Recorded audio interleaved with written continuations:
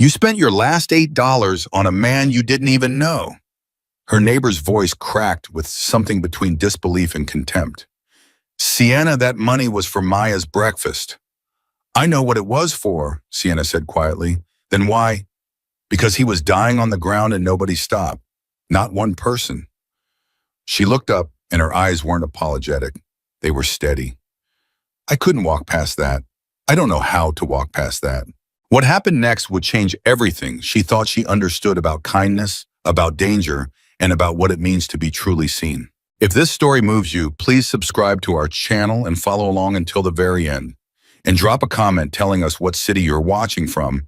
I want to see just how far this story has traveled. The gas station on Mercer Street was the kind of place that existed in the space between things. Between the decent neighborhood 2 blocks north and the one people didn't talk about 2 blocks south.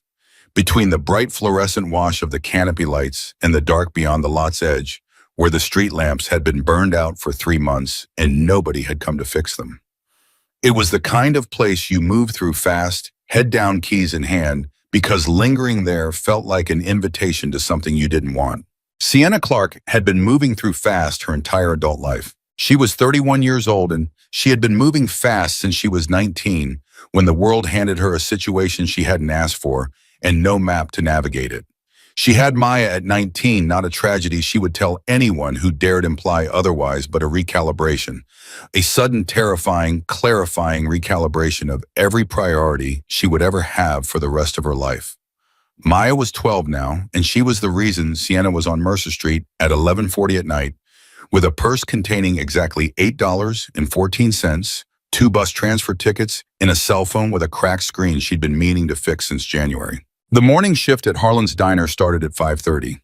The cleaning job at the Westfield Medical Pavilion ended at 11:15. In between, there were exactly 4 hours and 15 minutes in which Sienna Clark was theoretically supposed to sleep, and she had been theoretically supposed to do this for 9 months without once achieving it in any meaningful way.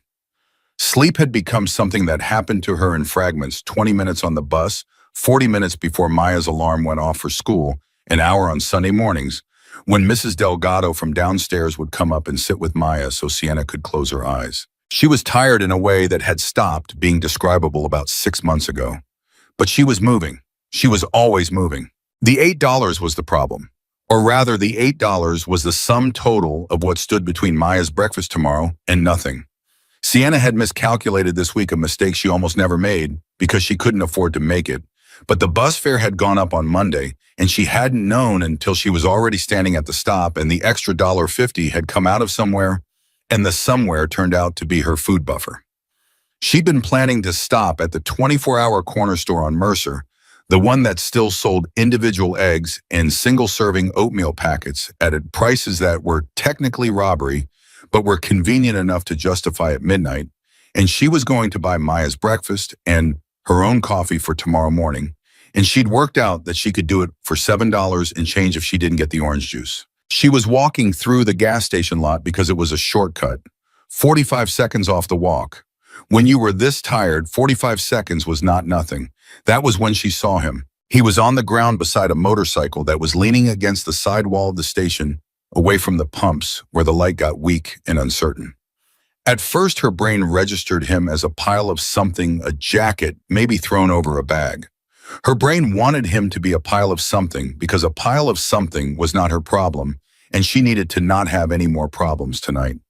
But then she heard the sound. It was a low-labored groan, not dramatic, not a shout for help, just a sound a body makes when it has stopped performing and started failing, and something in Sienna's chest pulled hard toward it before her conscious mind had any say in the matter.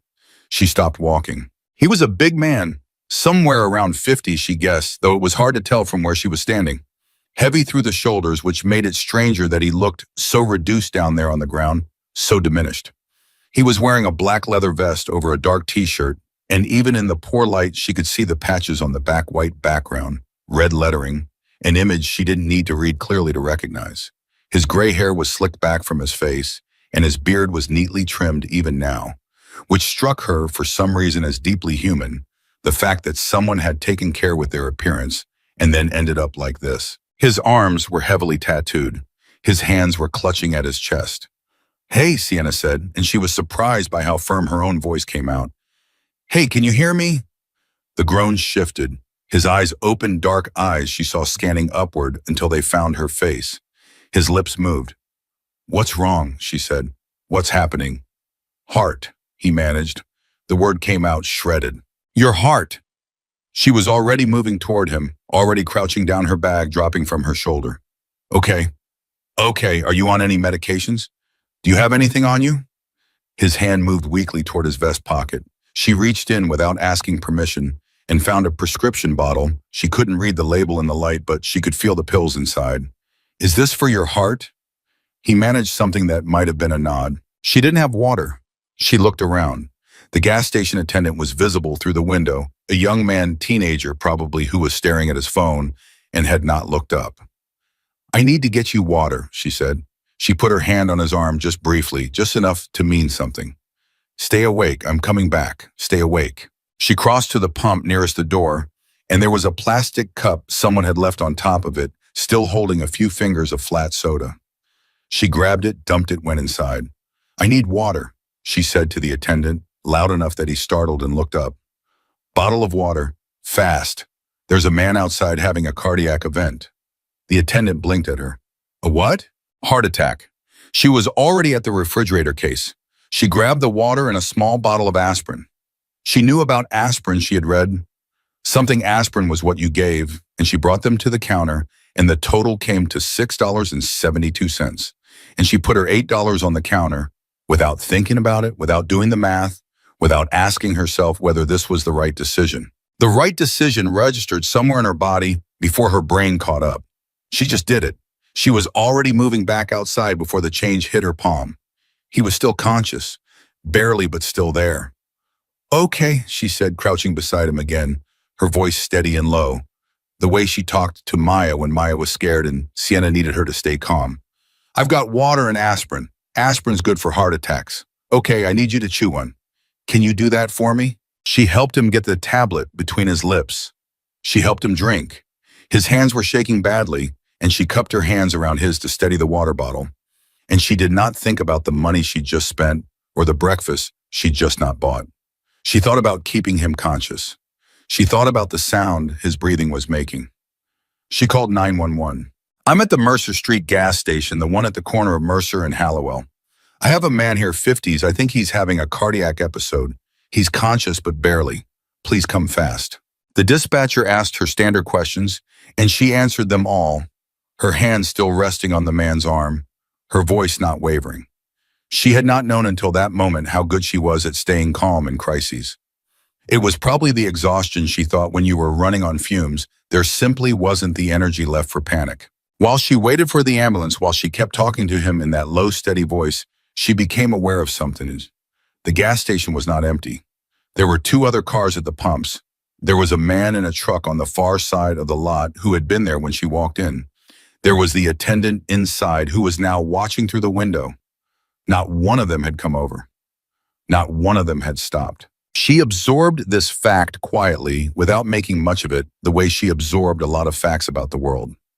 You learned it when you were Sienna's age and had lived Sienna's life that most people were not bad. They were afraid. They were tired. They told themselves someone else would handle it.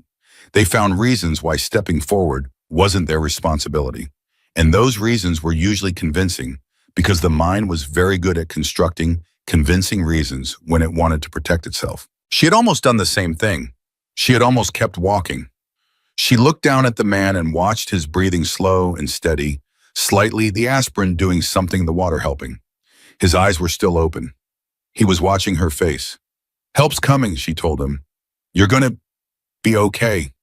She didn't know if that was true, but she said it the way you say things when the saying itself has to carry weight, when the words are a form of something you can actually give a person. He said something. She had to lean in close to hear it. Alone, he said. You're not alone, she said immediately. I'm right here. No, he exhaled slow and ragged. I was alone for a long time. She didn't know what to say to that, so she just kept her hand on his arm and didn't say anything at all, and somehow that seemed to be the right answer.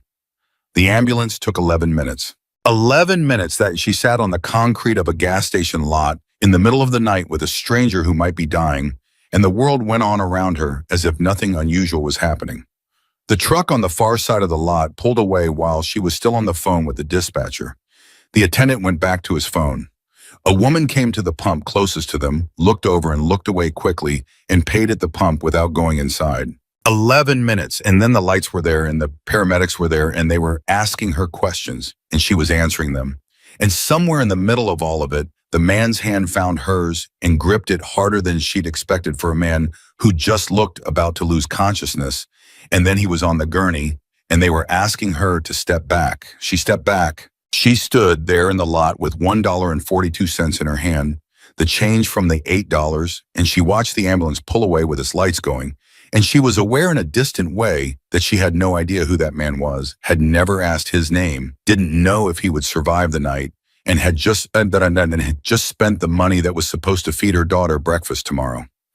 She was also aware in that same distant way that she didn't regret it. She was not sure what that said about her. She was not sure what it said about the world that nobody else had stopped. She was not sure about a lot of things standing there in the fluorescent half-light of a gas station at midnight with empty hands and a long walk still ahead of her. What she was sure about was simple. She had not walked past. That was the whole of it. Whatever happened next, she had not walked past. She picked up her brain and started walking home. Maya was asleep when Sienna got in the way she almost always was, because Maya was a good kid in all the ways that counted, and one of those ways was understanding, without being told that her mother needed her to be asleep when she got home. The apartment was small. 2 bedrooms, technically, though the second bedroom was barely big enough for Maya's twin bed, her dresser, and the enormous amount of personality a 12-year-old managed to pack into 300 square feet. Sienna had made it cozy. She'd hung a string of paper stars Maya had made in 2nd grade along the window. She'd painted the kitchen a yellow that was probably too ambitious for the size of the room, but made the whole place feel less like the reality of what it was. She stood in the doorway of Maya's room for a moment in the dark. Maya was on her side, one arm flung over the edge of the mattress, her mouth slightly open. She'd fallen asleep with her hair still in its daytime braids, and the braids had gotten complicated against the pillow in a way that was going to be a project in the morning.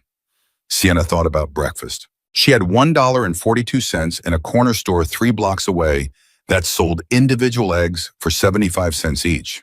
She could get 1 egg. She did the math automatically the way she always did the constant background arithmetic of her life. 1 egg wouldn't be enough. She had half a box of generic cornflakes in the cabinet, and there was milk she'd bought a half-gallon on Monday, and there was still enough left for a bowl. It wasn't great, but it was breakfast. Maya wouldn't complain. Maya never complained about food, which was something Sienna was both grateful for and quietly heartbroken about, because she knew exactly why Maya didn't complain. She closed the door softly and went to the kitchen and sat down at the table. And she didn't cry. She had tried crying about this about 2 years ago, and it hadn't improved anything, so she'd mostly stopped. Instead, she sat at the kitchen table at midnight with her hands folded on the scratched formica surface, and she thought about the man on the ground, about the sound his breathing had made, about the way his hand had gripped hers. She thought I would do it again. And then she got up and set Maya's bowl out on the counter so she wouldn't forget, and she went to bed. She told no one. This was not a deliberate decision exactly. She didn't think to herself, I will keep this secret. It was more that there was no natural moment to say it. Maya left for school at 7:15, and the conversation was about whether it was going to rain and whether Maya needed her good jacket or her rain jacket, and then Sienna was on the bus to Harlan's Diner, and the morning rush swallowed her whole, and there was no space in the physics of the day for a story about midnight and a gas station and $8. It came out at 3 in the afternoon. She had come back from her 6-hour morning shift with enough time to clean the apartment before her evening shift started, and she was in the hallway when Deb Kowalski from the apartment next door came out with her recycling and made that particular face the face she made when she'd been waiting for Sienna specifically. I heard something, Deb said. Sienna kept moving toward the door. I'm kind of in a hurry, Deb. About you. Deb shifted the recycling to one arm. About last night. Sienna stopped. Deb Kowalski was not a bad person. She was in her mid-50s, lived alone since her divorce 3 years ago, had opinions about everything from the weather to local politics to the correct way to fold laundry. She was also the primary information distribution system for their building, which meant that anything she knew, everyone knew, and the timeline between her learning it and telling it was approximately 6 minutes. "What did you hear?" Sienna said. "That you helped one of those Hell's Angels people last night." Deb's voice had that specific, careful quality that people use when they want to convey serious concern while technically doing it in a neighborly way. "Is that true?" "True. I helped a man who was having a medical emergency," Sienna said. "A Hell's Angel. I don't know what he was. He was a man having a cardiac event, and I called an ambulance." Deb looked at her for a long moment. "Sienna, those are not people you want to be involved with." "I wasn't getting involved. I was calling 911. "You spent money on him?" Deb's voice shifted, and now the concern was real, which was somehow worse than the careful kind. "Margaret at the gas station told her cousin, who told, anyway, everyone knows, you bought him medicine with your own money." Sienna felt something tighten in her chest. Not shame, she identified it carefully because she'd learned to identify her emotions with precision, the way you learn to identify exactly which bill was overdue when you couldn't pay all of them at once. Not shame, something more like exposure. The particular discomfort of being seen doing something private. "It was $8, she said. "It was your last $8 is what I heard." "People should mind their own business," Sienna said, and she meant it, but she also heard how defensive it sounded and hated that. "Maybe so." Deb set down her recycling. "But Sienna, those people, they run drugs, they're criminals. You don't know what you got yourself into by helping one of them." "I got myself into calling an ambulance for a man who was dying on the ground." Sienna picked up her key because the conversation was going nowhere she wanted to go. "I'd do it again. You have Maya to think about." That landed, that was designed to land, and it did right in the center of her chest where everything about Maya lived. "I am thinking about Maya," Sienna said quietly. "Every minute of every day, I'm thinking about Maya. And what I want her to know is that when someone is dying in front of you, you don't walk past. That's what I want her to know." She went inside and closed the door. She stood in her kitchen with her back against the door, and she breathed slowly, and she told herself it didn't matter what Deb said, what anyone said, because she knew what she'd done, and she knew why she'd done it, and she had made her peace with the cost of it. She believed this. She was also, if she was being honest with herself, afraid. Not of Hell's Angels specifically. She didn't have the luxury of a sophisticated fear hierarchy. She was afraid the way she was always afraid of something going wrong that she hadn't anticipated of a consequence. She hadn't accounted for of the world finding one more way to make her life harder than it already was. She had done a kind thing, and it had already spread through the building like weather already acquired a layer of judgment she hadn't asked for, and she didn't know where it would go from here. She made herself a cup of coffee and sat at the kitchen table, and she was not going to think about it anymore. But she did think about it. She thought about it the entire rest of the afternoon. Maya came home at 3:45. She was 12, and she was at the age where she came through the door, already talking the way 12-year-olds do, as if the whole day had been building up behind a dam somewhere, and home was where it finally got to break through. She came in talking about a project on ecosystems and about a girl in her class named Priya, who had said something that was either really funny or kind of mean. Maya couldn't decide which, and about whether it was possible for a person to be allergic to homework as a medical condition. And Sienna listened to all of it at the kitchen counter while she made the rice and beans that were going to be dinner. She did not tell Maya about the night before. At 12, Maya knew more about their financial situation than Sienna would have chosen. Kids always knew more than you wanted them to. And Maya was perceptive in that particular way of children who learned early that the adult world was not as stable as advertised. She understood at some level that money was careful and tight and deliberate. She had never once asked for something unreasonable, which was its own kind of burden to carry. Sienna was not going to tell her that breakfast would be cornflakes because Sienna had spent their food money on a stranger. Or rather, she would tell her eventually when she could frame it right, when the story had a shape Maya could learn something from. But not tonight. Tonight was rice and beans and the ecosystem project, and the question of whether Priya was funny or mean. "Mom," Maya said somewhere between the second and third spoonful of rice. Mrs. Kowalski told me something weird." Sienna set down her fork very carefully. "She said you helped a Hell's Angel last night. Is that true?" Sienna looked at her daughter. Maya was watching her with those precise brown eyes that had always seen too much, that had been seeing too much since she was old enough to understand what she was looking at. I helped a man who was sick, Sienna said. A biker. A person who happened to be wearing a biker vest. She paused. He was on the ground. He was having chest pains. I bought him some aspirin and water and called 911. Maya processed this for a moment. Mrs. Kowalski said you spent your last money. Mrs. Kowalski needs a hobby. Mom, Sienna exhaled. Yes, I did spend our grocery money. I'm sorry about that. Breakfast tomorrow is going to be cornflakes. She looked at Maya steadily. But he was a person who needed help, and I had what he needed, and I wasn't going to walk past. Maya looked at her mother for a long, serious moment. She had the look she sometimes got when she was weighing something not performing, thought actually doing it, which was one of about 1,000 things Sienna loved ferociously about this particular human she had raised. Was he okay? Maya said. I don't know. I hope so. Did he say thank you? Not exactly. He wasn't in great shape for talking.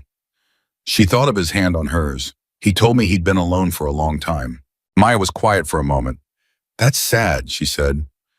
Yeah, Sienna said. It is. They ate the rest of the rice and beans without talking, and it was the comfortable kind of quiet, not the hard kind.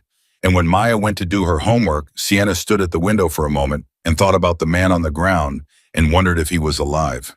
She still didn't know his name. She should probably have asked his name. The next morning was cornflakes as promised. Maya ate them without complaint and carried her backpack to the door and was almost out when she turned back. Mom, she said. Yeah, I think you did the right thing. Sienna looked at her. Just so you know, Maya said, and she went to school. Sienna stood in the kitchen holding an empty cereal bowl, and she felt something crack open very briefly in her chest, that specific crack of being loved by a person you made with your own body, and then she closed it back up because she had to catch the bus. She was halfway through the morning rush at Harlan's. She was on her second table rotation, had 4 tickets up and 2 coffees going cold because table 7 kept waiting until she walked away and then flagging her back when her phone buzzed. She didn't look at it. You didn't look at your phone during a rush at Harlan's. You did not exist as a person with a phone during a rush at Harlan's. You were a function. She looked at it during her 11 o'clock break, standing in the narrow back corridor between the kitchen and the storage closet with a cup of coffee she'd poured for herself and a granola bar she'd bought from the box they kept near the register. Unknown number. Text message. My name is Cole. I ride with the club that Hawk belongs to. I know you're the one who helped him last night. We need to talk. This is not a threat. Please call me back. Sienna read it twice. She looked up at the wall of the corridor. The wall had a poster on it. Fire safety procedures mounted in a plastic frame, and she read the fire safety procedures twice without taking them in at all. Hawk, that was his name. The man on the ground had a name and it was Hawk, and he had people who called him that, and those people had found her phone number, and she did not know how they had found her phone number. That last part was the part she kept returning to. She hadn't given her name at the gas station. She hadn't given it to the paramedics. She'd answered their questions, but they hadn't asked for identification, and she hadn't offered any. She was not on any camera she knew of. She'd used cash. She'd used cash for the aspirin and water, she realized. Cash. And the cashier had barely looked at her.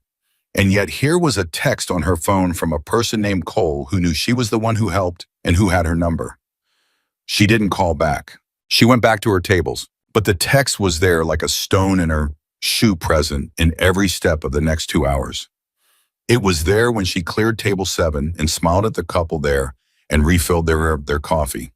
It was there when she counted her tips at the end of shift, $46, which was a decent morning which she needed. It was there on the bus going home, and there when she was changing her shoes, and there when she stood in the kitchen making the mental arithmetic of this week's budget the way she did every day, the quiet, private math of survival. She thought about what Deb Kowalski had said, about what she'd heard about criminal organizations about Maya. She thought about what Maya had said. I think you did the right thing. She sat down at the kitchen table. She called Cole back. He picked up on the second ring. His voice was younger than she'd expected, maybe late 20s.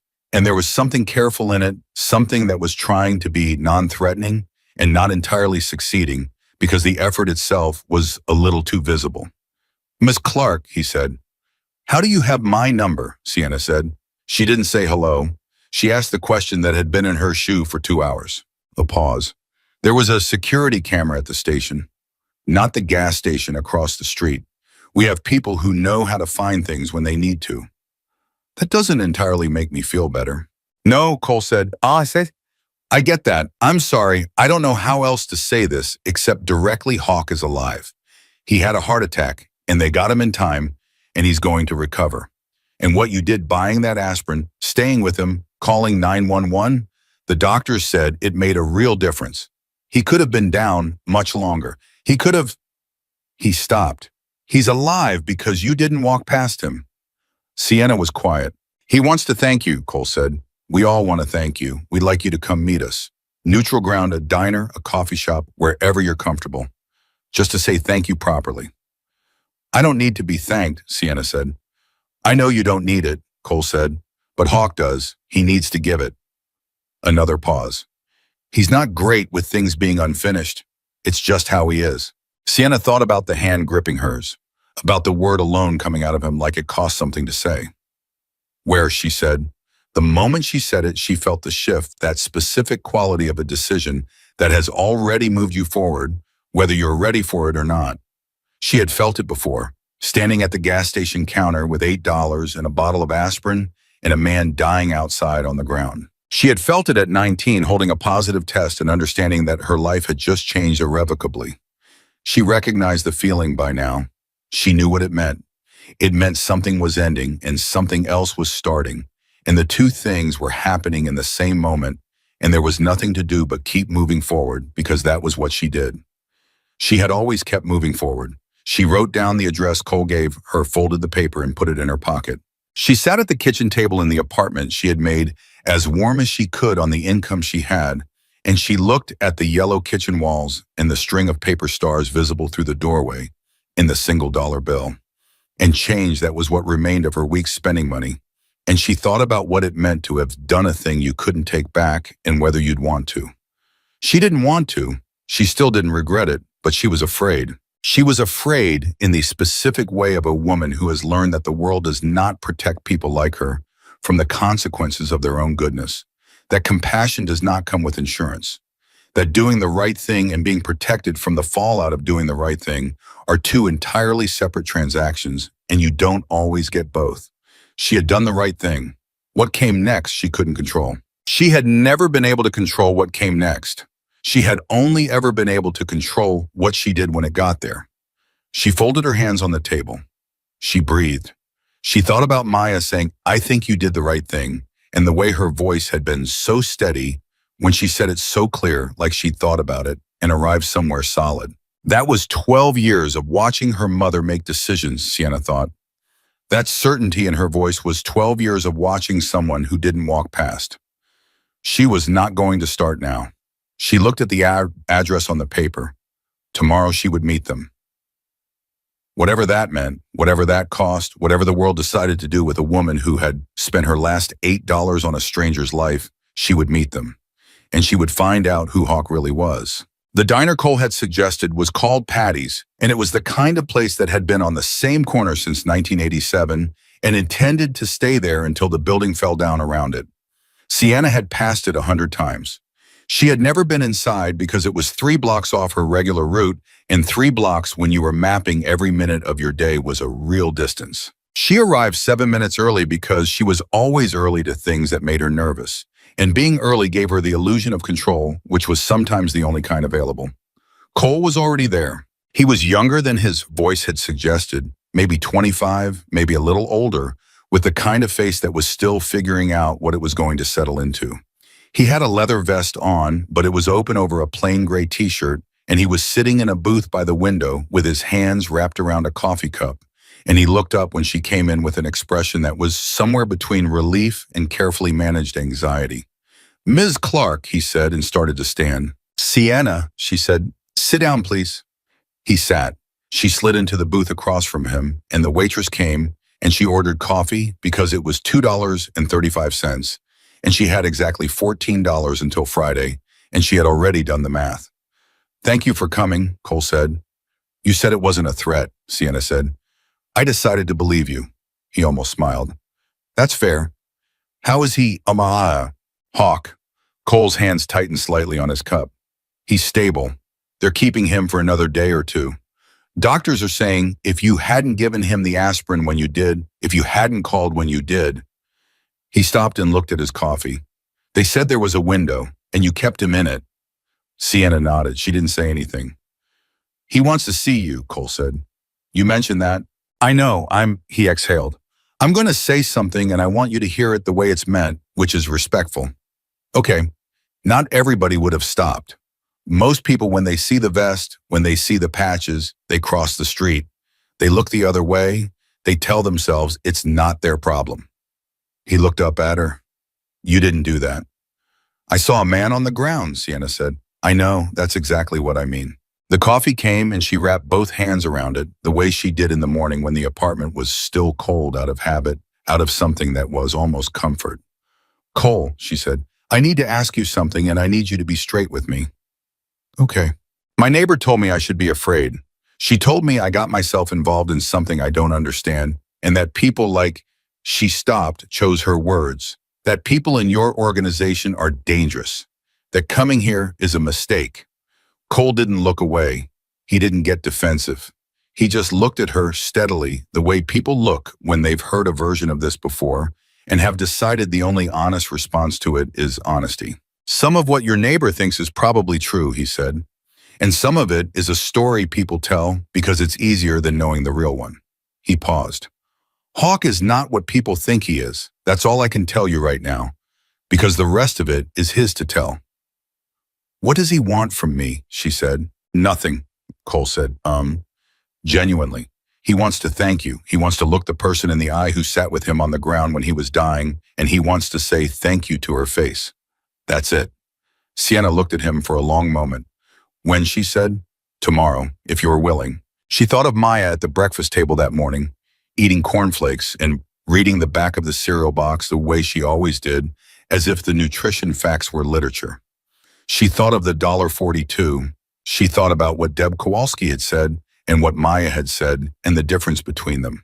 Okay, she said, tomorrow. She drove herself to the hospital the next morning.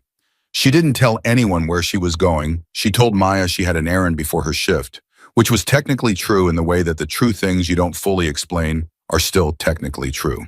Cole met her in the lobby.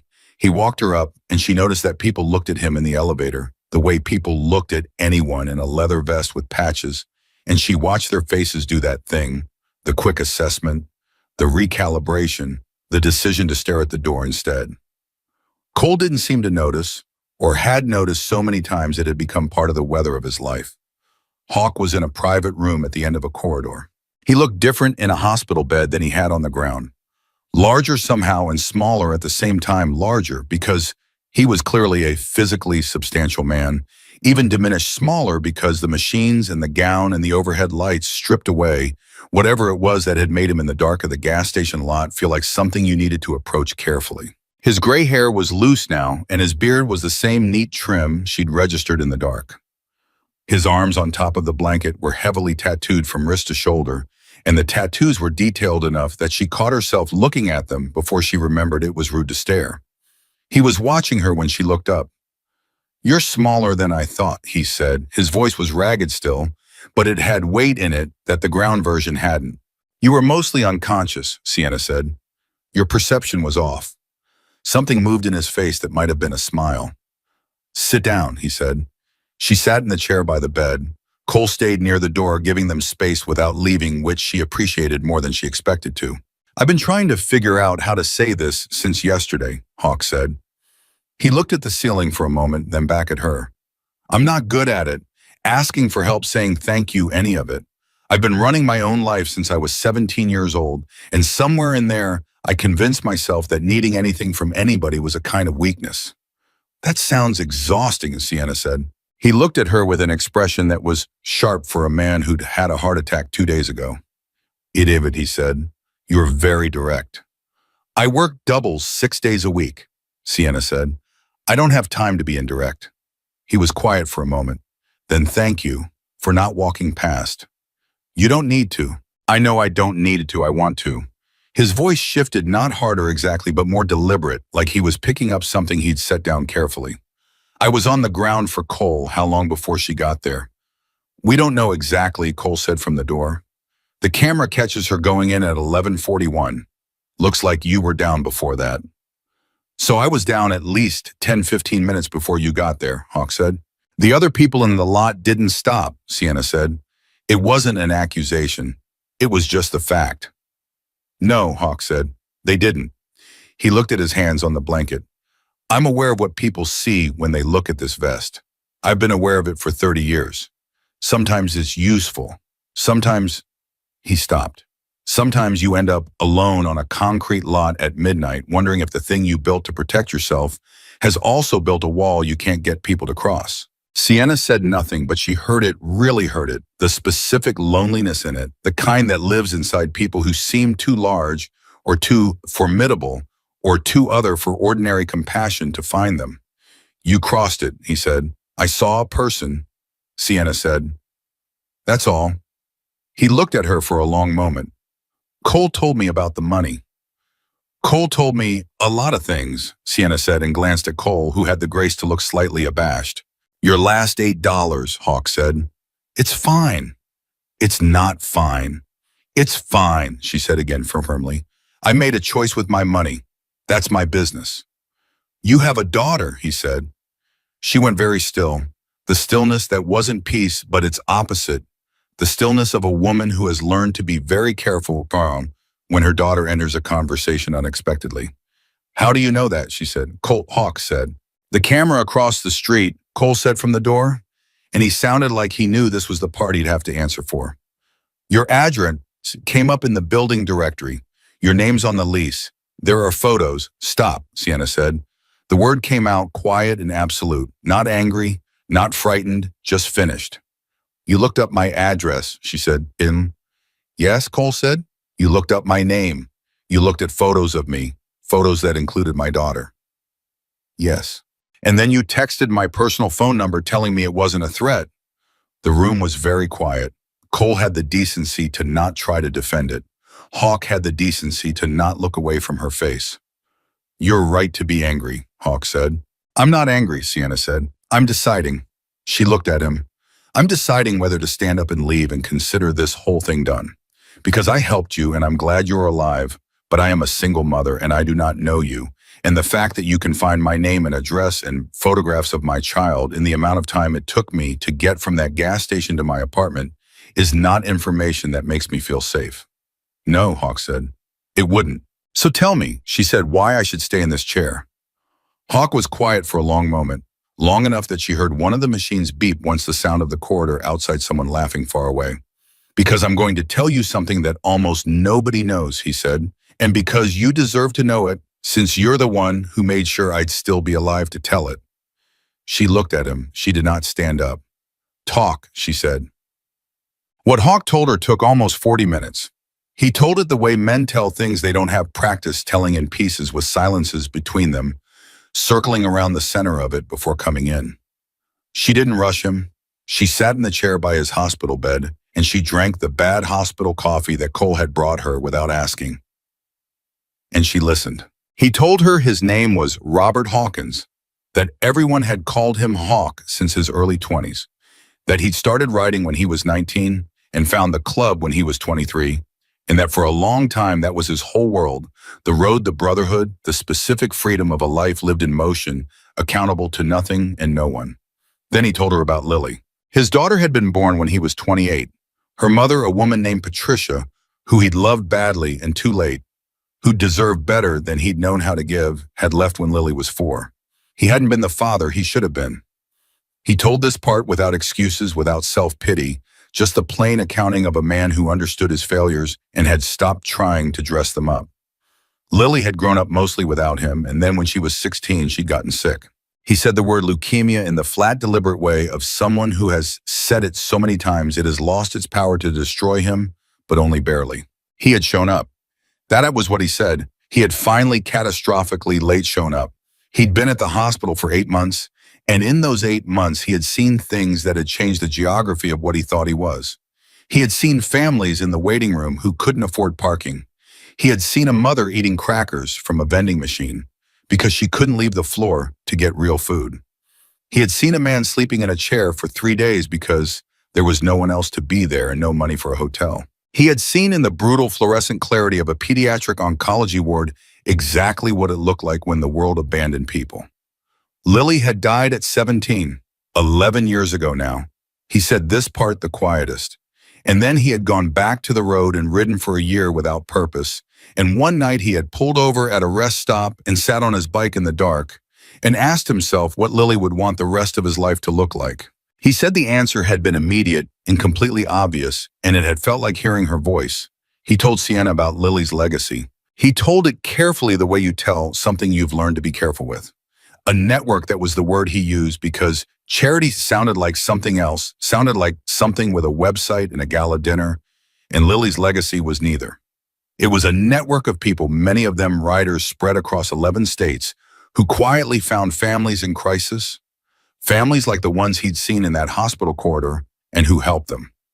Not publicly, not with fanfare, with groceries left on doorsteps, with utilities paid anonymously, with rent covered for a month when the alternative was eviction, with medications purchased and medical bills reduced by people who knew how to navigate systems that were designed to be non-navigable. No press releases, no social media, no gala dinners. 11 years, thousands of families. Sienna sat with this for a moment. Nobody knows, she said. Very few people, Hawk said. The people inside it. Some of the families, though we prefer, they don't know where the help comes from. We don't do this for the recognition. Why, she said, because Lily didn't get to be recognized for what she was, he said. She was 17 years old, and she was the kindest person I ever met, and she died in a hospital bed, and the world didn't notice. This is what I can do. I can make sure the thing she made me understand doesn't die with her. Sienna put down the coffee cup. And you're telling me this because you spent your last $8 on a dying stranger, Hawk said. And I want you to know what that stranger actually is. She breathed. The room felt different than it had 10 minutes ago. Not larger, not smaller, different in the way rooms feel when the thing that just happened in them has shifted the air. Okay, she said. Thank you for telling me. That's all you've got, Cole said from the doorway. And he sounded genuinely startled. What did you want me to do? Sienna said. I don't know, Cole said. Most people, when they find out, I'm not most people, Sienna said, not unkindly. She looked at Hawk. I'm glad you're alive. I'm glad you're doing what you're doing, and I hope you get out of this hospital and keep doing it. She stood up. Sienna, Hawk said. She stopped. I want to do something, he said. For you. For your daughter. And I want you to let me. I don't need charity, she said. I know you don't. His voice was steady. But I want to ask you something, and I want you to actually think about it instead of saying no automatically. Can you do that? She looked at him for a long moment.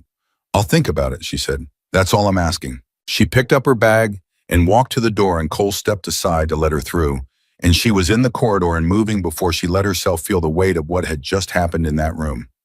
It settled on her slowly, the way big things do, not all at once, but in increments, each one heavier than the last. She was in the elevator going down when her phone buzzed. She looked at the screen. Unknown number, different from Cole's. A text that said, my name is Darlene. I got your number from Hawk. I'm one of the women who helps run Lily's legacy. I know you just met him, and I know this is fast. But I need you to know something. What you did 2 nights ago, it wasn't just kindness. We were in the middle of coordinating something big, and Hawk was the only one who knew all the moving pieces. If he had died on that lot, 15 families were going to fall through the cracks.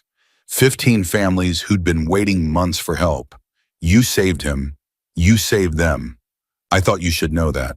Sienna stood in the elevator with the doors open on the lobby. She read the text 3 times. 15 families. She had spent $8, and 15 families she would never meet had kept their safety net intact. She walked out of the hospital into the daylight, and she stood on the sidewalk, and she did something she hadn't done since she was 19 years old and holding a positive test in a gas station bathroom, and understanding that her life had just changed completely. She cried. Not dramatically, not loudly, just stood there on the sidewalk with her bag on her shoulder and the sun on her face and tears running down her face because she was exhausted and she was proud and she was terrified. And she was something else she didn't have a word for yet, something that felt like meaning, like the particular sharp pain of having accidentally stumbled into a moment that was going to matter and knowing it while it was happening. She let it last about 30 seconds. Then she wiped her face and started walking. She had a shift in 2 hours. The neighborhood had opinions. This was not new. Her neighborhood had always had opinions, the way close quarters living produced opinion, the way heat produced humidity unavoidably and everywhere. But the opinions about Sienna Clarke and the Hells Angels man had reached a kind of critical mass by Thursday afternoon that she hadn't anticipated. It started with Deb Kowalski, which she had expected.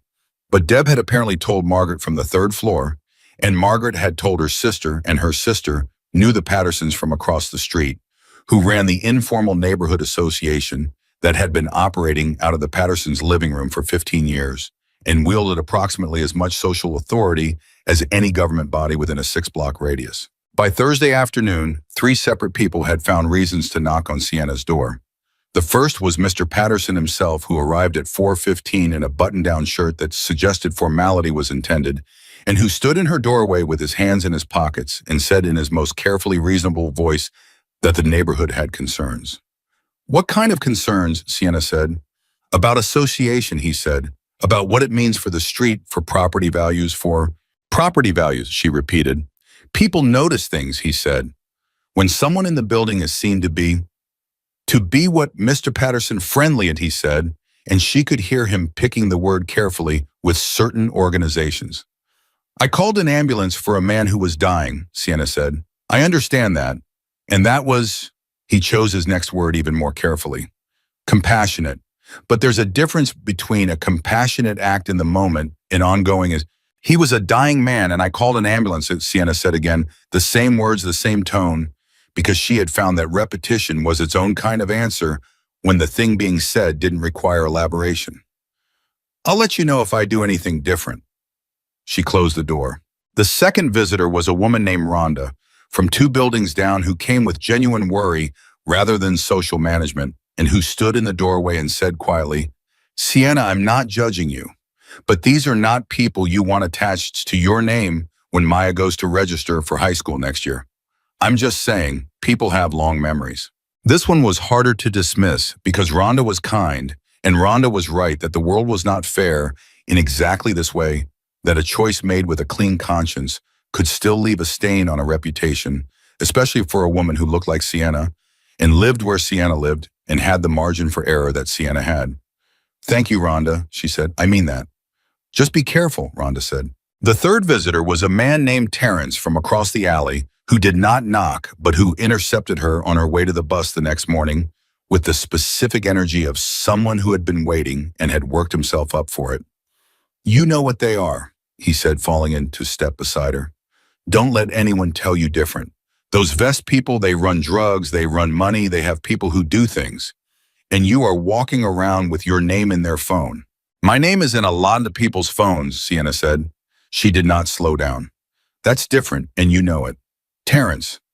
She stopped and turned to look at him. Man. She kept her voice level because she needed to get to the bus and she needed to say this right. "I hear you. I understand why you're worried. But I need you to hear something back. A man was dying. I helped him. That is the entire story. Whatever anyone has decided to add to it is their addition, not mine. And if they come back," Terrence said, "if more of them start showing up around here, then I'll deal with that," Sienna said, "the same way I deal with everything." She walked to the bus. She sat in the back because the back was where she could put her head against the window and close her eyes for 10 minutes, and she did that. And she tried to let the vibration of the bus do what it sometimes did, which was organize her thoughts through some mechanical process she couldn't explain, but had learned to rely on. What the bus gave her those 10 minutes was clarity about something she hadn't been willing to look at directly. She was afraid. Not of the bikers specifically, she was past that, or at least past the surface version of it. She was afraid of what the neighborhood was doing because the neighborhood was her safety net. These were the people who watched Maya walk home from school. These were the people who would knock on her door if something was wrong. These were the people who formed the invisible infrastructure of her life in the way that low-income communities always formed infrastructure for themselves, because no one else was going to do it. The informal network of watching out of knowing each other's business, not as gossip, but as care. And she had introduced something into that network that they didn't know how to categorize. She understood their fear. She had felt a version of it herself standing over Hawk in the lot. The instinctive self-protection, the voice that said, "Not your problem, keep moving." She had overruled that voice. She didn't regret it. But she understood now that overruling it had a cost she hadn't fully calculated. And the cost was this: she was standing slightly outside her community, now in that uncomfortable space between the choice you made and the place you started from, and she didn't yet know how to get to the other side. Her phone buzzed. "Cole, Hawk is being released tomorrow. He wants to know if you'd be willing to come by the clubhouse Saturday. Just you. Not a big thing. He wants to show you something." She stared at the message. The bus stopped at her corner. She got off. She stood on the sidewalk. She typed back, "What does he want to show me?" 3 minutes passed. She was almost at Harlan's when the reply came. "He says you'll understand when you see it, and that if you still want to leave after, he'll drive you home himself." She stood outside the diner with the morning rush already going through the windows, visible in the way that the world behind glass always looks slightly surreal, all that motion and heat and hunger contained. She thought about 15 families. She thought about Lily, who had been 17 years old and kind, and had died in a hospital bed while the world didn't notice. She thought about Maya, who had said, "I think you did the right thing," in a voice that had been clear and steady and had sounded for a moment frighteningly like an adult. She typed Saturday. What time? She put the phone in her apron pocket and she pushed through the door into the morning rush and the smell of coffee and bacon grease and something sweet from the bakery box someone had left on the counter, and she was already 3 steps into it before she let herself think one more time about what she just agreed to. She had agreed to it. She moved. Saturday morning came in the way that important mornings do not, with any particular drama, just ordinary and unremarkable. The sun doing what it did, Maya eating cereal and asking questions about whether it was weird that she found math easier than English, since everyone always said girls were supposed to be better at English, and Sienna answering on autopilot, while the other part of her mind ran quietly through what she was walking into. She had told Maya she had an errand. Again, it was becoming a word she was going to have to retire. "Mom," Maya said, "You've done the face." "What face?" "The face you do when you're thinking about something you're not telling me yet."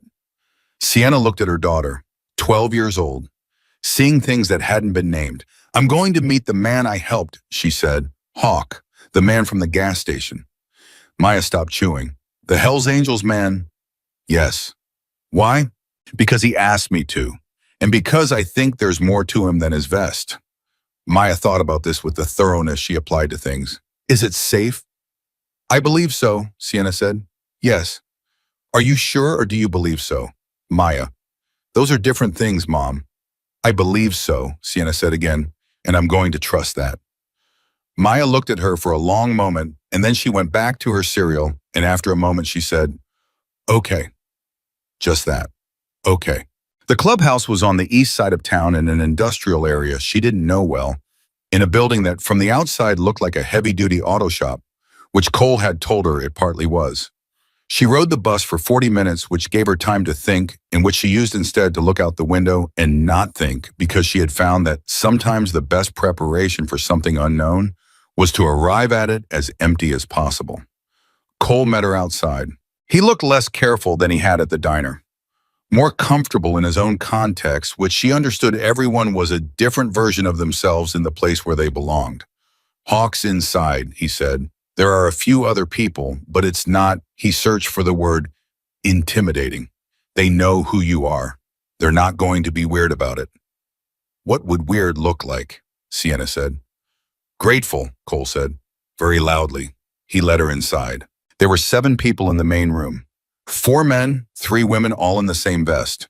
They looked up when she came in, and she'd steeled herself for stares, but what she got instead was something more unexpected. A kind of collective, careful stillness. The stillness of people who have been told something and are trying very hard not to make it a bigger thing than the person in question can handle. Hawk was standing in the back of the room. He looked better than the hospital had shown him. Still tired, still slower than he probably usually was, but present in a way the machines and gown had muted. He crossed the room to her and he held out his hand, and she shook it, and his grip was firm in the way of someone who had always used his hands for serious things. "Thank you for coming," he said. "You said you wanted to show me something," Sienna said. "I do." He gestured. "Come here." He led her to a wall she hadn't focused on when she came in. It was covered floor to ceiling, end to end with papers. She thought for a moment that they were documents, reports, something official. But as she got closer, she understood what they were. Letters, handwritten letters, hundreds of them. Some typed, some in pen, some in pencil, some on good paper, and some on whatever had been near enough to reach. All of them addressed to Lily's legacy, all of them from families. She stepped close enough to read.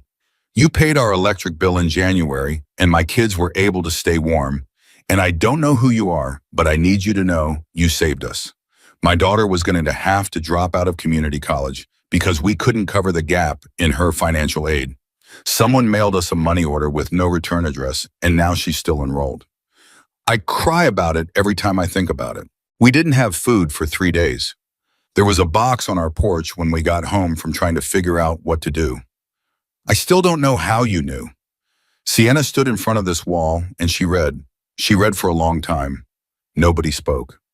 The room was quiet behind her in the particular way of people who have given someone space and are honoring it.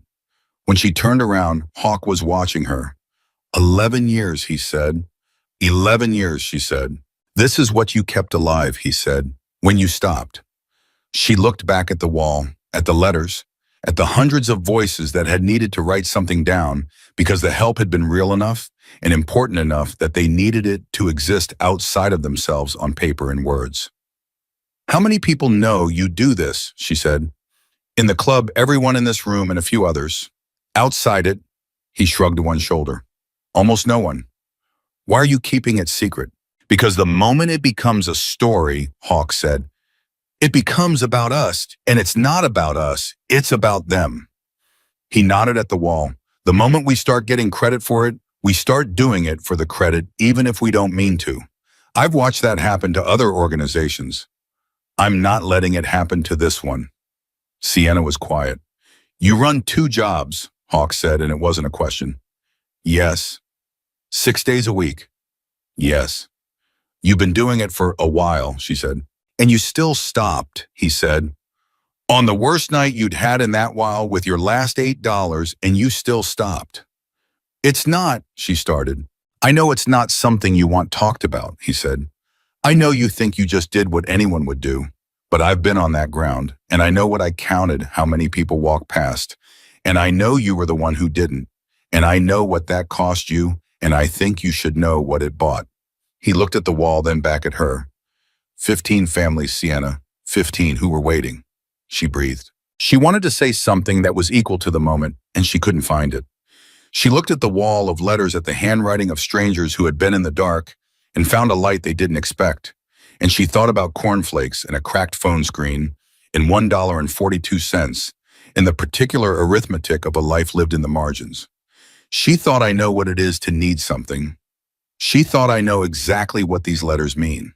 And she thought quietly in the part of herself she didn't usually show to strangers that she was standing in the right place.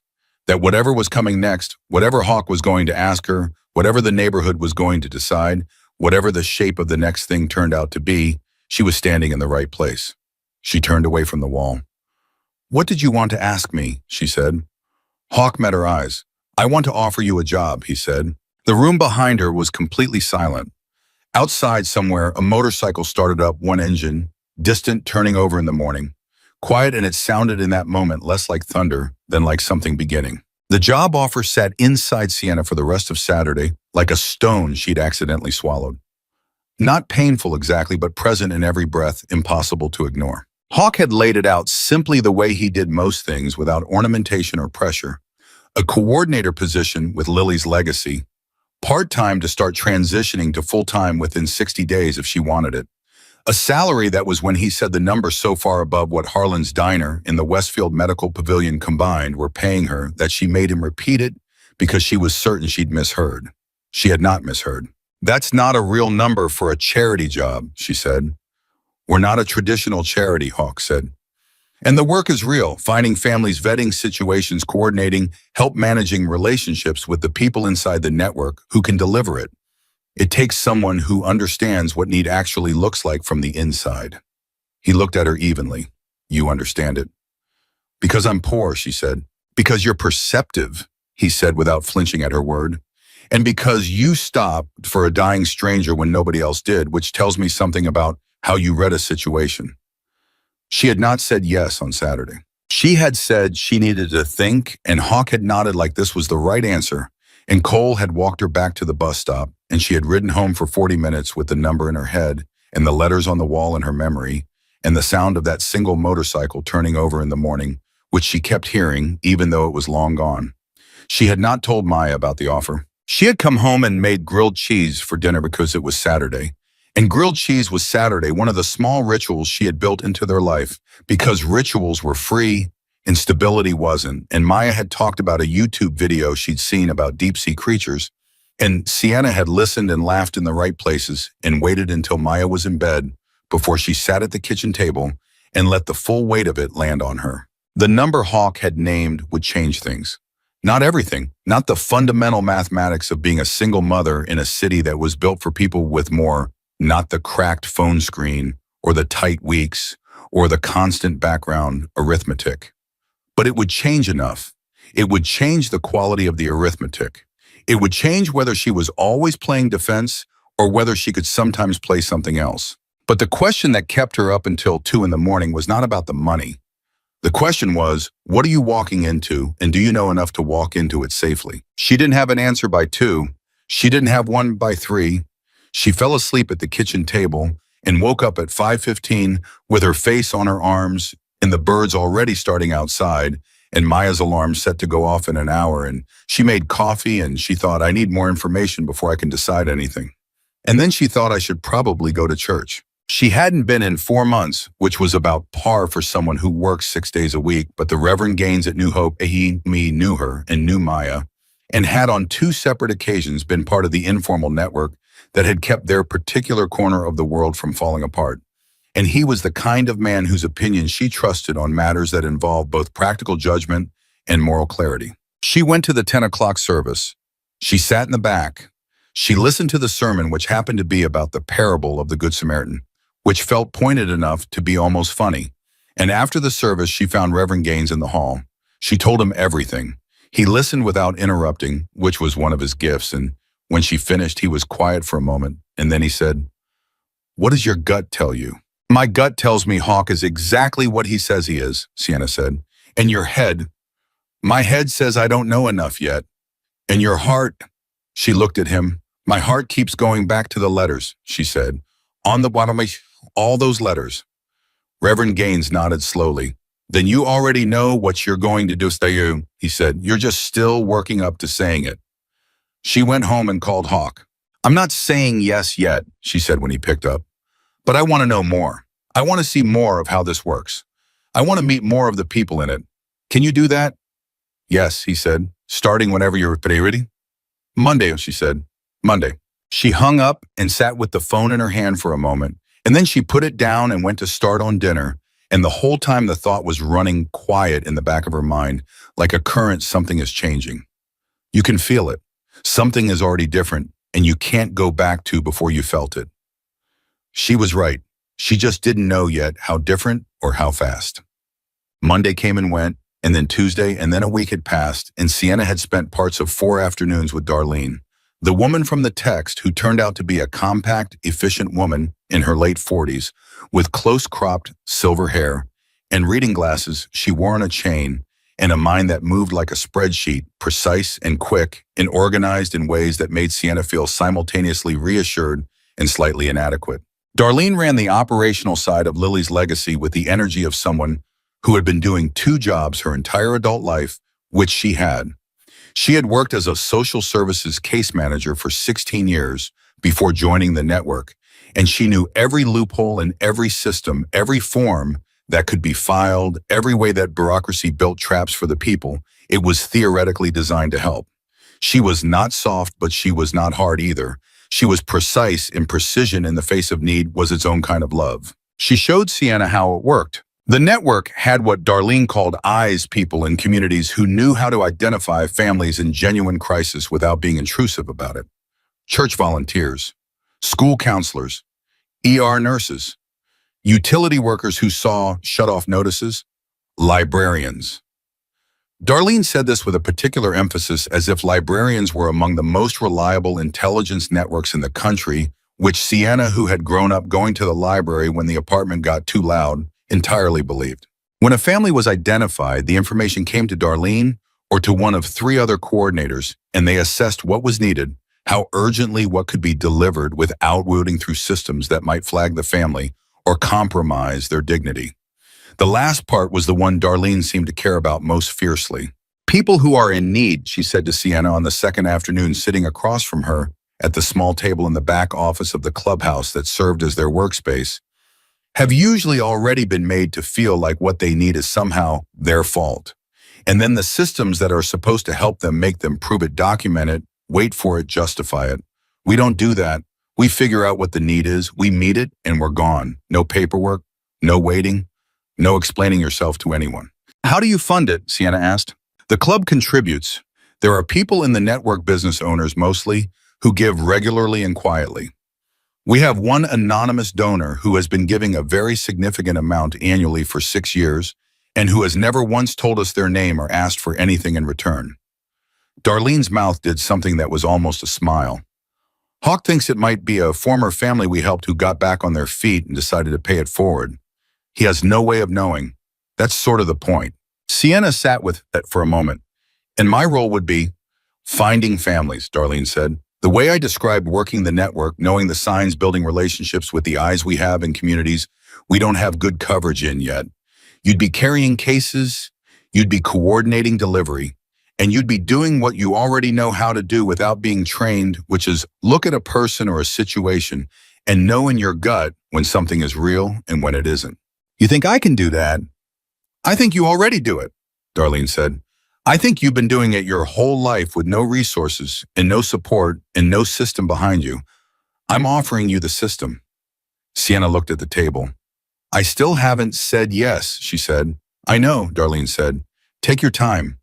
But time, as Sienna's life had always demonstrated, had its own schedule. It was Thursday when things changed. Not slowly the way she'd been expecting. Not the gradual accumulation of more information, more conversations, more careful internal deliberation. It changed the way the weather changes. When a front moves in fast, you look up and realize the sky is a different color than it was 10 minutes ago, and there's nothing to do but get inside or get wet. She was at Harlan's mid-morning rush when her phone buzzed in her apron, and she almost didn't check it. But something made her a feeling, a pull, the specific instinct she'd been developing over 2 weeks of learning to pay attention to things she couldn't fully articulate. It was Cole, not a text this time, a call. She stepped into the back corridor. Something's happened, Cole said, and his voice had a quality she hadn't heard in it before. Not panic. Cole didn't seem like a person who panicked easily, but something tight and controlled that was managing something underneath it. What? She said. A family on Clement Street.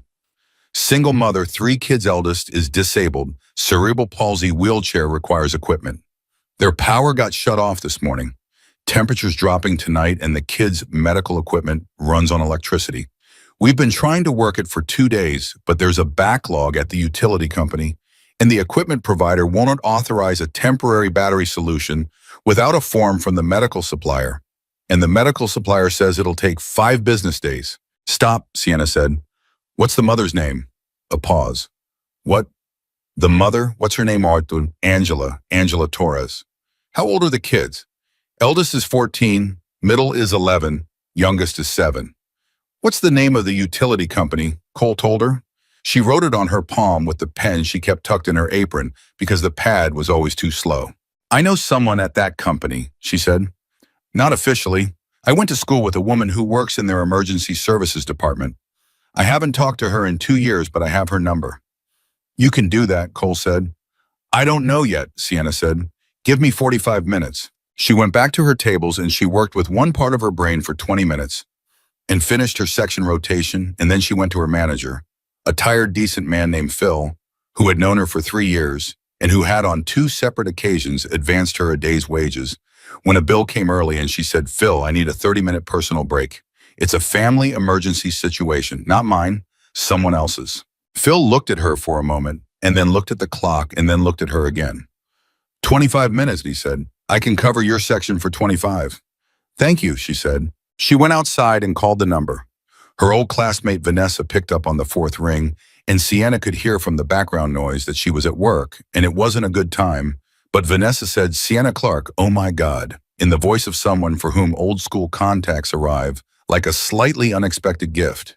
And Sienna talked fast and clear and precise the way Darlene had been teaching her to think about situations, what is needed, how urgently, what needs to happen first.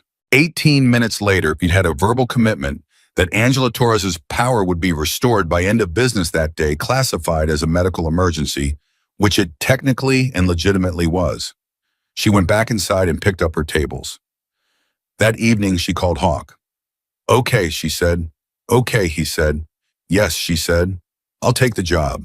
The silence on the other end of the line was the particular kind that comes from someone who was hoping for this and trying not to show how much. "Good," Hawk said. "I have conditions." "Tell me." "I give 3 weeks' notice at both my jobs. I do this right, not fast." "Agreed." "Maya comes first. If something is happening with Maya that needs me, I'm gone, and the work waits." "Of course. And I want to understand everything about how this is funded, not because I don't trust you, because I need to be able to trust it before I stake my reputation on it." "That's fair," Hawk said. "I'll have Darlene walk you through the full financial structure next week." "One more thing," she said. "Yes. I want to keep working with you directly on the harder cases, the ones that need someone who can read a room. I've been doing that my whole life without knowing it was a skill, and I don't want to spend this job behind a desk." Hawk was quiet for a moment. Then, "Sienna, that's exactly what I was going to ask of you." She hung up. She sat at the kitchen table and looked at the yellow walls and the paper stars, and she thought about Angela Torres and her 3 children and a piece of medical equipment that needed power to keep a 14-year-old safe through a cold night. And she thought about Vanessa's voice on the phone saying, "I'll see what I can do," because people said that all the time and didn't always mean it, but Vanessa had meant it. And she thought about 18 minutes. 18 minutes between a crisis and a solution because she'd known who to call. The world was full of that, she thought. Full of those small, specific, uncatalogued pieces of knowing things people carried without realizing they were carrying them connections and competencies and pieces of lived experience that the world never asked for formally. But that could be the difference in the right moment between someone getting through the night or not. She had a lot of those pieces. She'd spent 31 years collecting them without intending to. Now she had somewhere to use them. The Friday of her last week at Harlan's was when the first thing happened that she didn't know how to explain. She was coming out of the diner at 2:30 when she noticed the motorcycle at the corner. A single bike parked rider still on it, not moving, not apparently going anywhere just there. She wouldn't have thought anything of it, except that she recognized the vest even from that distance. And she noticed the rider nod once when she came out, barely perceptible, and then pull away. She called Cole. "Was that one of yours at the corner of Harlan's?" she said. A pause that lasted about 1 beat too long. Hawk asked a few people to, he stopped. He was worried. "About you, about the neighborhood situation." "He has people watching me." "Watching out," Cole said. "It's different." "Is it?" "Sienna." Cole's voice was patient but firm. "You know what you got involved in. Not the bad version, people imagine the real version. And the real version, the kind of work Lily's legacy does, sometimes makes people uncomfortable. People who prefer that need stays invisible." Hawk wanted to make sure. "He should have asked me," she said. "You're right," Cole said immediately. "He should have. I'll tell him. Tell him I don't need watching. Tell him I've been keeping myself and my daughter safe in this neighborhood for 12 years without anyone riding protection at my corners." "I'll tell him," Cole said. She was still irritated about it on the bus home, and then she was partially not irritated about it, which itself irritated her because she could see both things at once, the overreach and the intention behind it. And she wasn't sure she was in a position to demand clean lines between the two when the world didn't generally deal in clean lines. She was thinking about this still when she got off at her stop and found Terrence from across the alley, standing outside her building with his arms crossed and an expression that had left neutral some time ago. "Three of them today," he said. "Three of what bikes on this street?" He pointed like she might need directions to the street they were both standing on. Slow rolling, stopping one of them, talked to Mrs. Patterson. "You want to tell me what's going on?" Sienna breathed. She made a decision in about 4 seconds because 4 seconds was what she had. "I got offered a job," she said, "with the organization that man was part of. The man I helped. It's a humanitarian organization. They help families in crisis, quietly, no publicity. I've spent 2 weeks looking at how it works, and I believe in it. I took the job." Terrence stared at her. "A humanitarian organization," he said. "Yes, run by Hell's Angels. Run by a man named Robert Hawkins," she said, "who happens to have spent 30 years in a motorcycle club and who also happens to have spent 11 years quietly helping struggling families across 11 states without telling anyone about it." The silence between them had texture. "And the bikes on the street," Terrence said, "are something I didn't ask for and have already addressed," she said. "They won't be back." Terrence looked at her for a long moment. "Sienna," he said, and his voice had shifted. Still worried, but differently worried, the way it shifts when someone's argument is actually getting through. "You sure about this?" "I'm sure about the work," she said. "I'm sure about what I saw. I'm not sure about everything else because I'm not a person who pretends to be sure about things I can't verify. But yes, Terrence, I'm sure." He looked at her for another moment, then he uncrossed his arms. "You've been running doubles for 9 months, he said. "Yes." "And now somebody's offering you something better." "Yes." "And it's real, the helping people part. That's actually what they do. I watched them restore power to a disabled child's medical equipment in 45 minutes on a case I helped with Tuesday," she said. "Yes, it's real." Terrence was quiet. "Okay," he said finally, which was the same word Maya had said with the same weight behind it. Not easy agreement, but the specific okay of someone deciding to trust a person they have reason to trust. He went back across the alley. Sienna went upstairs. She was checking Maya's homework at the kitchen table when her phone rang. "Hawk. Cole told me," he said. "Good. I'm sorry, you're right. It was overreach." "Yes," she said. "It was. It won't happen again without your permission." "Good," she said again. A pause. "How's the neighborhood situation being managed?" she said. Another pause, and then Hawk said, "I want to tell you something, and I want you to hear it not as a threat or a promise I can't keep, but as information." "Okay." "There are people in this organization who know what you did, not just the core group you've met, people who've been with the club for 30 years, people in chapters in other states, people who heard about the woman who spent her last $8 on a man dying in a gas station lot." He paused. "These are people who understand what it costs to make that kind of choice, and they don't forget it." Sienna said nothing. "I'm not saying that to make you uncomfortable," Hawk said. "I'm saying it so you understand the full picture of what you stepped into. What you did didn't happen in a vacuum. It landed in a community that doesn't forget when someone treats one of their own as a human being worth saving." "How many people are we talking about?" she said slowly.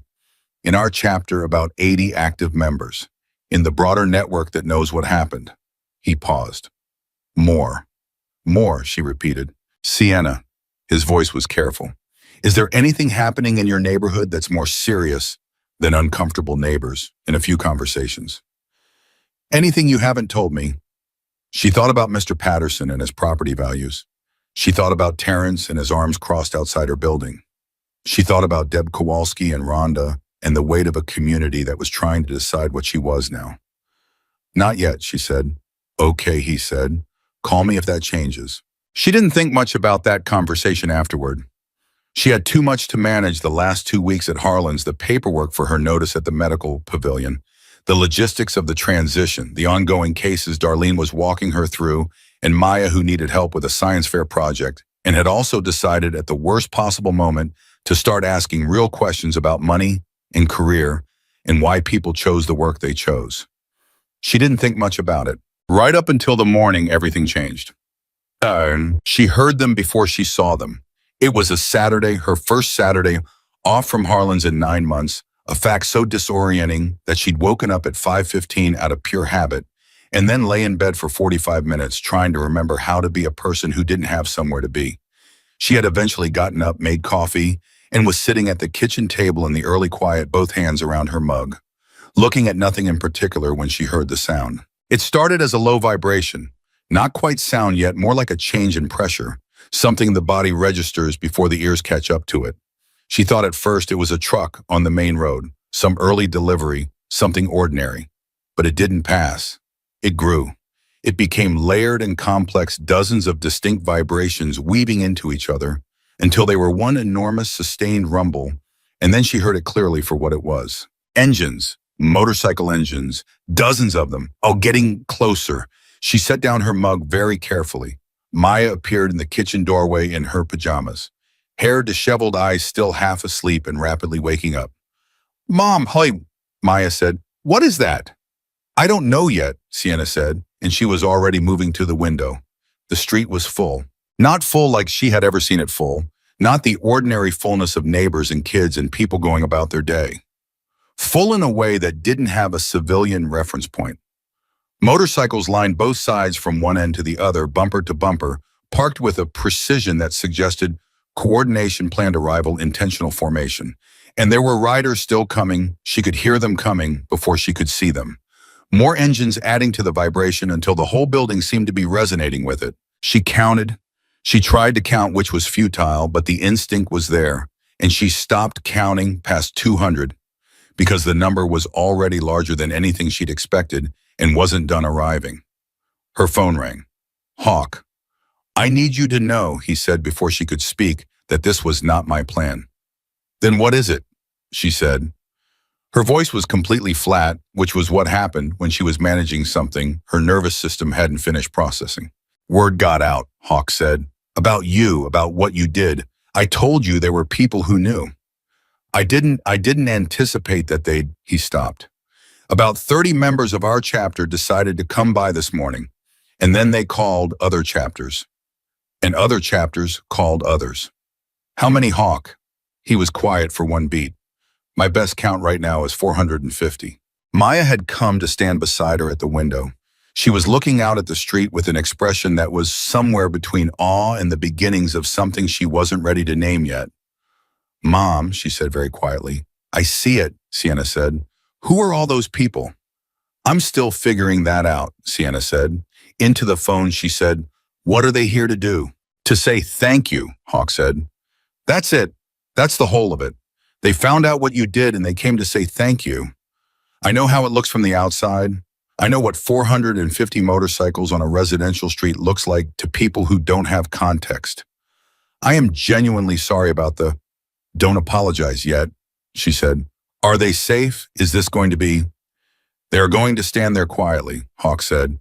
"That is what they came to do, I promise you." She lowered the phone and looked out the window. She could already see from her angle that the neighbors were at their windows too. Mrs. Patterson, Rhonda, Deb Kowalski with one hand on her chest, like she was about to have a medical event of her own. Terrence, who had come to the door of his building across the alley and was standing perfectly still, looking at the street. The engines were shutting off now. One by one in clusters, the motorcycles going quiet until the street was filled with a different kind of noise, the sound of hundreds of people present without machinery, feet on pavement, low voices, the specific density of a crowd that has arrived with intention. "I need to go down there," Sienna said. "I'll be on your block in 3 minutes, Hawk said. She put the phone down. Maya was still at the window. "Stay up here," Sienna said. "Mom, stay up here until I tell you it's okay. Please." Maya looked at her, that 12-year-old face doing the thing it did where it was measuring something. "Is this because of the man you helped?" she said. "Yes. All of these people came because of that." "That's what I'm going to find out," Sienna said. She put on her shoes. She picked up her phone. She did not pick up anything else because there was nothing else to pick up. She was not going into anything armed or armored. She was going into it the way she went into everything, which was directly in with what she had. She went downstairs. She pushed open the building's front door and she walked out onto the steps, and the morning air hit her face and she looked up and out at the street and the sheer number of them. Hundreds of people, all in the same vests, all turned toward her building, all going still in a wave.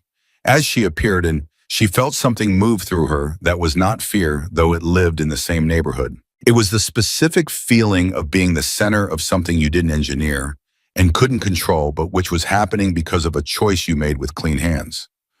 "Sienna Clark," said a voice from the front of the crowd. Hawk was walking toward her. He was moving slowly. He was still recovering.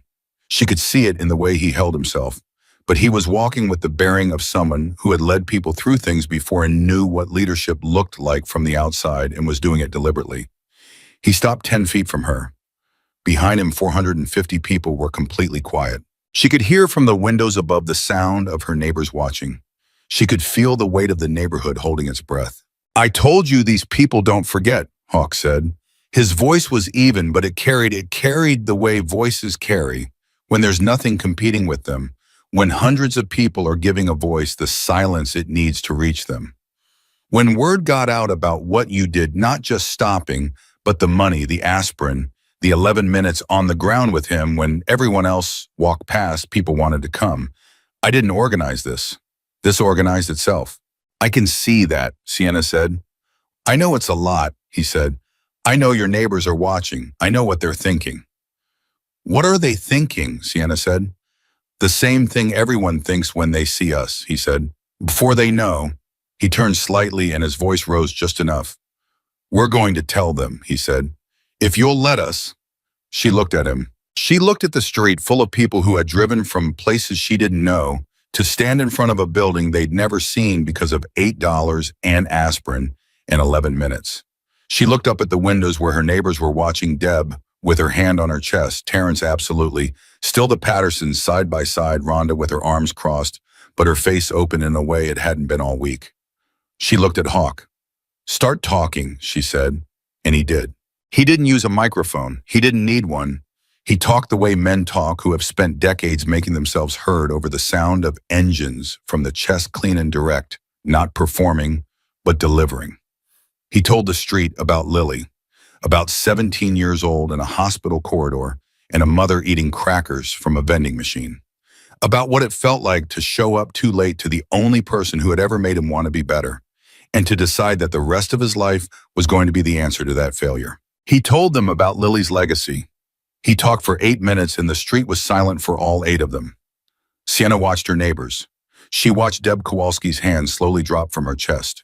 She watched Terrence sit down on his front step like his legs had made a decision without consulting him.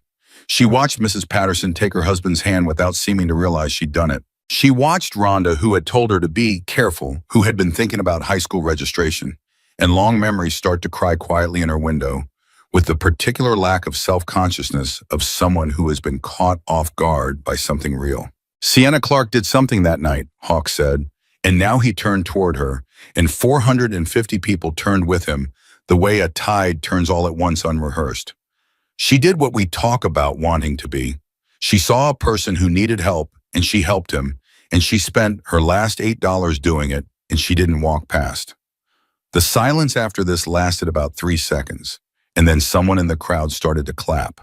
It spread, not the polite kind, not the performance kind, but the kind that starts from somewhere real and becomes unstoppable because it's carrying something that has nowhere else to go.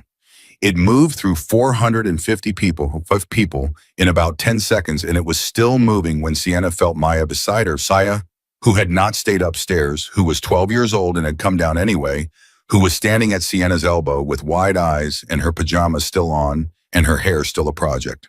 "Mom," Maya said, barely audible under the sound of the crowd. "I told you to stay upstairs," Sienna said. "I know," Maya said. "I couldn't." Sienna looked at her daughter. She looked at the street. She looked at Hawk, who was watching her with the expression of a man who has been carrying something heavy for a long time and has just in this moment set part of it down. And in the windows of her building, in the building across the alley, in the houses on either side of the street, she saw her neighbors, the ones who had been afraid, the ones who had judged, the ones who had knocked on her door with their careful concerns and their social management, watching a street full of people in leather vests, clap for a woman who worked double 6 days a week and had spent her last $8 on a stranger's life. She saw them watching, and she saw on their faces the thing happening that could not be undone once it started. Understanding. Not agreement necessarily. Not the erasure of everything they believed before, but understanding the specific irreversible shift that happens when a person sees something real that doesn't fit the story they've been telling, and the story has to change to accommodate it. The street was loud with the sound of it. Maya's hand found hers. Sienna held it. She stood on the steps of her building in the morning sun with 450 bikers on her street, and her daughter's hand in hers, and her neighbors watching from their windows, and she thought about the gas station lot at midnight, and the moment she'd almost kept walking, and what would have been different if she had. Everything she thought, everything would have been different. She was very glad she had not kept walking. The applause lasted longer than Sienna expected. She had stood on those steps and received it the only way she knew how, quietly without performing gratitude or deflecting it, just letting it be what it was. Maya's hand in hers the whole time, warm and steady, the grip of a 12-year-old who had come downstairs against instructions and was not sorry about it. When the sound finally settled, Hawk turned back to the crowd and said something she couldn't hear from where she stood, and then the formation of 450 people did something she hadn't anticipated. They didn't leave. They didn't stay in the street in a mass either. They broke apart, not randomly, not in confusion, but with the organized ease of people who had been told what to do next and were now doing it, and they began to move outward through the street toward the neighbors. She understood it before she could have explained it. They weren't there for Sienna only. They had come for the neighborhood. She watched a man in his 50s with a gray braid down his back walk directly to Mr. Patterson's front steps and knock, and she watched Mr. Patterson open the door with his expression of a man preparing for one kind of conversation, and then recalibrate visibly when the man outside him said in a perfectly normal voice, "Good morning, sir. I was wondering if there was anything in or around your property that needed attention today. We have people here who know how to fix things." She watched Mrs. Patterson come to the door behind her husband and look at the man on the steps and say, and Sienna was close enough to hear this, "The back fence has been broken for 2 years. My husband's hip makes it hard to," and the man said, "Show me," and followed them around the side of the house without further preamble. She watched Cole, who had materialized from somewhere in the crowd, carry 3 bags of groceries to Rhonda's door without being asked, set them on the mat, ring the bell, and walk away before Rhonda answered it. She watched 2 women from the group sit down on the curb with Mrs. Delgado from the downstairs apartment, who had come out with her walker and looked more bewildered than afraid. And within 4 minutes, all 3 of them were in a conversation that involved a lot of hand gestures and what appeared to be a shared photograph being passed around. Maya tugged her hand. "Mom," she said, they're helping people." "Yes," Sienna said, "like just doing it. Nobody asked them." "No," Sienna said, "nobody asked them." Maya was quiet for a moment watching. Sienna watched her watch. The expression on her daughter's face was one she recognized, not the wide-eyed awe of a child encountering something surprising, but the specific focused quality of a person filing something away, sorting it into a category of things that would matter later. Hawk came to stand beside her. "I should have told you this was coming," he said. "You told me you didn't organize it," she said. "I didn't organize it, but I should have anticipated it and told you anyway." He paused. "I should have done a lot of things differently in the last 2 weeks." "Yes," she said, and left it there because he already knew which things and didn't need a list from her. They stood side by side on the steps, watching the street reorganize itself into something that didn't have a name. She knew something between a block party and a repair crew, in a conversation that had been waiting to happen for the whole time the neighborhood had been afraid of what it didn't understand. "Tell me about the neighbors," Hawk said, "the ones who were scared." She told him. Not everything, but the shape of it. Mr. Patterson's property values and Deb Kowalski's warnings, and Terrence in his arms crossed outside her building, and Rhonda, who had been genuinely kind and genuinely worried at the same time. She told it without judgment because she had never been able to sustain judgment toward people who were afraid, having been afraid herself more times than she could count. Hawk listened. "The woman with the walker," he said. "Mrs. Delgado, she lives in your building." "Downstairs from me," Sienna said.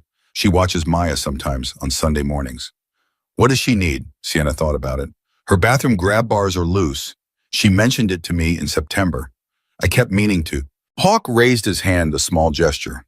20 seconds later, a man detached from the group near Mrs. Delgado and went up to speak to her and the conversation that followed ended with him going inside with her, and Sienna knew the grab bars would be fixed before the morning was over. "You don't have to do all of this," Sienna said. "We want to," Hawk said simply. "Because of me. Because it's what we do," he said. "You're why we're here. But this," he gestured at the street, "this is just what happens when you put a group of people who know how to fix things in a neighborhood that needs things fixed." Sienna looked at the street. Terrence had come across the alley. She saw him approach a cluster of riders near the corner and say something, and the rider he said it to listened and then gestured, and then Terrence was shaking his hand, and the quality of Terrence's body had changed from the arms-crossed version she'd been watching all week. He was upright now, present, the crossed arms gone. Deb Kowalski had come outside. She had dressed for it. That was the detail Sienna noticed, because Deb never came outside in anything less than her full self, and the fact that she had put on her good cardigan and her good shoes before coming down to the street was its own kind of statement about how seriously she was taking this. She was standing near the base of the building step, watching, not yet moving toward anyone but not retreating either, which for Deb Kowalski was a meaningful position. "Go talk to her," Hawk said. "You could tell what I was thinking," Sienna said. "You've been watching her for 2 minutes," he said. She went down the steps. Deb turned when she heard her, and her face did the thing it always did when she was trying to reassemble her position, a micro-adjustment, a slight squaring of the shoulders, the specific expression of a person who has been wrong about something and is in the process of deciding how to handle it. "Sienna," she said. "Deb." They stood for a moment. "The man fixing Mrs. Delgado's grab bars," Deb said. "One of them." "Yes." "She's been asking the landlord about those for a year," Deb said. "I know. He's doing it for free." "They don't do things for money," Sienna said. Deb looked at her. The squaring of the shoulders had softened. In its place was something that was trying to be honest without quite knowing how to get there. "I said some things this week," Deb said. "Yes," Sienna said. "You did." "I wasn't wrong to be concerned," Deb said. And Sienna gave her this because it was true. The concern hadn't been wrong, only the conclusion she'd drawn from it. "No," Sienna said. "You weren't wrong to be concerned." "But I was—" Deb stopped. She looked at the street, at the men fixing the fence at Cole walking back from Rhonda's doorstep, at the women talking with Mrs. Delgado, at Terrence shaking someone's hand at the corner. "I was working with the wrong picture," she finally said. "We usually are," Sienna said, "until we get a better one." Deb was quiet. "Your daughter came down in her pajamas," she said, which was not what Sienna had expected her to say. "Yes," Sienna said. "She wasn't scared." Deb said, "I was watching from the window. The whole street is out here, and Maya just—" She made a gesture. "She just walked out and stood next to you like it was ordinary." "She's braver than me," Sienna said. "She's like you," Deb said, and it came out soft, which was not a register Deb operated in often. Sienna looked at her neighbor, this woman who had known her for 4 years, who brought casseroles when she was sick, and monitored the building with the dedication of a one-person neighborhood watch, and had her own fears and her own history that Sienna didn't know all of, same as everyone. And she felt something she recognized as the specific compound emotion of being correctly seen by someone you'd written off as seeing you wrong. "Come meet Hawk," Sienna said. Deb hesitated for a half second. Then she nodded. The morning went longer than anyone had planned. The fence in the Pattersons' yard took 2 hours because once the 2 men who started it looked at the full situation, they decided to address the gate hinges and the rotted post that the fence was connected to.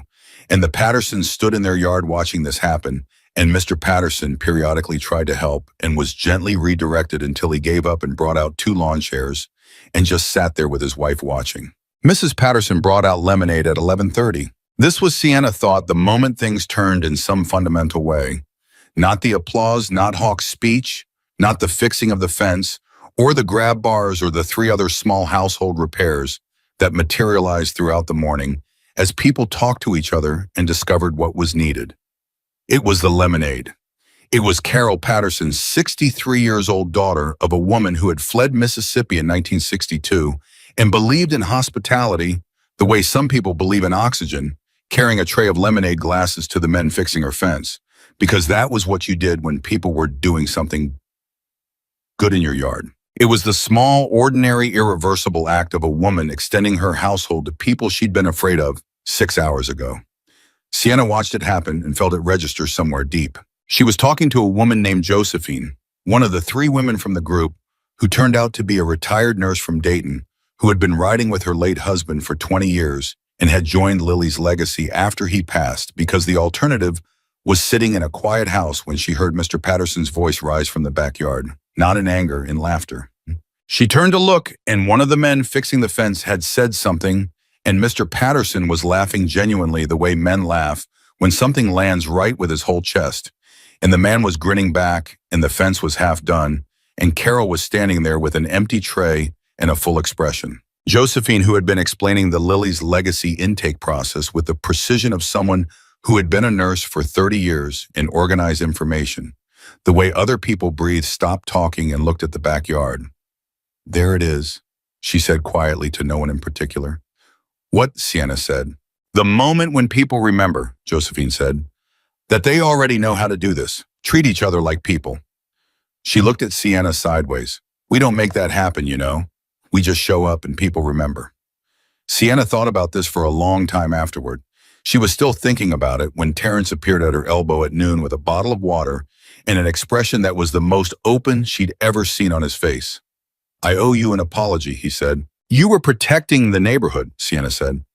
"I was protecting my idea of the neighborhood," he said. "Not the same thing." He looked at the street, which was still full of people, but differently.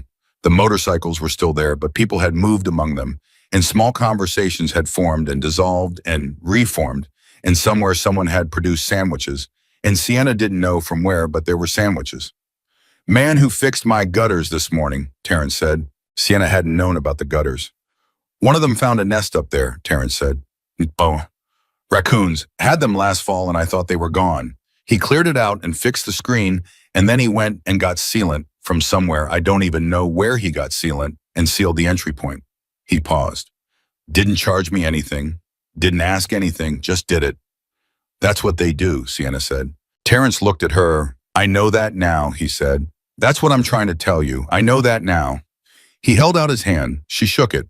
It was such a small gesture, and it carried so much the weight of 2 weeks of tension of Terrence standing with her arms crossed, of the neighborhood trying to decide what she was now, and the decision landing in a handshake on a Saturday noon, with sandwiches appearing from nowhere, and laughter coming out of the Pattersons' backyard. Matata. Hawk found her at 1:15 when the morning had stretched into afternoon, and the street had reorganized itself again. Some people had left, more were still there, and the energy had shifted from the charged intensity of the arrival into something quieter and more sustained, like a tide that had come in and settled rather than retreating. "Can we sit somewhere?" he said. They sat on her front steps, which had become over the course of the morning a kind of informal meeting point, the place where conversations drifted and resolved and sometimes began again. "I want to tell you something I haven't told you yet," Hawk said. "There's more," Sienna said. "There's always more," he said. "That's the nature of things you've been carrying a long time." He looked at his hands. The tattoos on his arms in the afternoon light were detailed and layered, and she'd been around him enough now that she'd stopped noticing them the way she had at first, and had started noticing the hands themselves, large, careful hands, the kind that had spent decades doing physical work. "Lily used to talk about fairness," he said. "Not justice. She knew the world wasn't always just. Even at 17, she knew that. Fairness was different to her. She said fairness was what you created when you showed up for someone who couldn't make the world show up for them." Sienna listened. "I built Lily's legacy on that definition," he said. "Everything we do is that definition. Find the person the world isn't showing up for. Show up." He paused. "But I've been running it like an operation for 11 years. Efficiently, precisely, good intake, good delivery, good follow-through. And somewhere in that 11 years, I forgot what it felt like to just stop, the way you stopped." "You had a heart attack," Sienna said. "That changes your perspective." "It wasn't the heart attack," he said. "It was the 11 minutes before you got there, lying on the ground and watching people not stop." He was quiet for a moment. "I've spent 11 years helping people. And in 11 minutes on the ground, I understood what it feels like to be the one who needs it. And I understood that all the logistics in the world, all the coordination and the intake and the delivery doesn't replace the thing you did, which is just stay. Be there. Don't leave." Sienna looked at him. "You think the organization has lost that?" she said. "I think it's in danger of it," he said. The bigger we get, the more we look like a machine, and machines don't sit with people on the ground. Is this why you want me? She said. Not for the coordination, for the other thing. Both, he said. I want both, but yes. The other thing, he looked at her directly. You sat with me for 11 minutes in the dark and talked to me like I was worth talking to. I hadn't felt that he stopped, a long time. The afternoon was warm and the street was still full of the residue of the morning. A few motorcycles remaining a group in conversation near the corner, Mrs. Delgado out on her stoop with two women from the group, and what appeared to be a plate of cookies because Mrs. Delgado processed hospitality through cookies the way other people processed it through words. I need to ask you something, Sienna said, and I need you to answer it straight. Go ahead. The night at the gas station. Cole said you were coordinating something. 15 families were in the middle of being helped. That if you died, they would have fallen through. Was that the whole situation, or was there more to it than that? Hawk was quiet for a moment. There's more, he said. Tell me, he told her. The situation had been larger than 15 families. Those were the immediate cases, the ones in active process, the ones where help was already moving toward people who were waiting for it.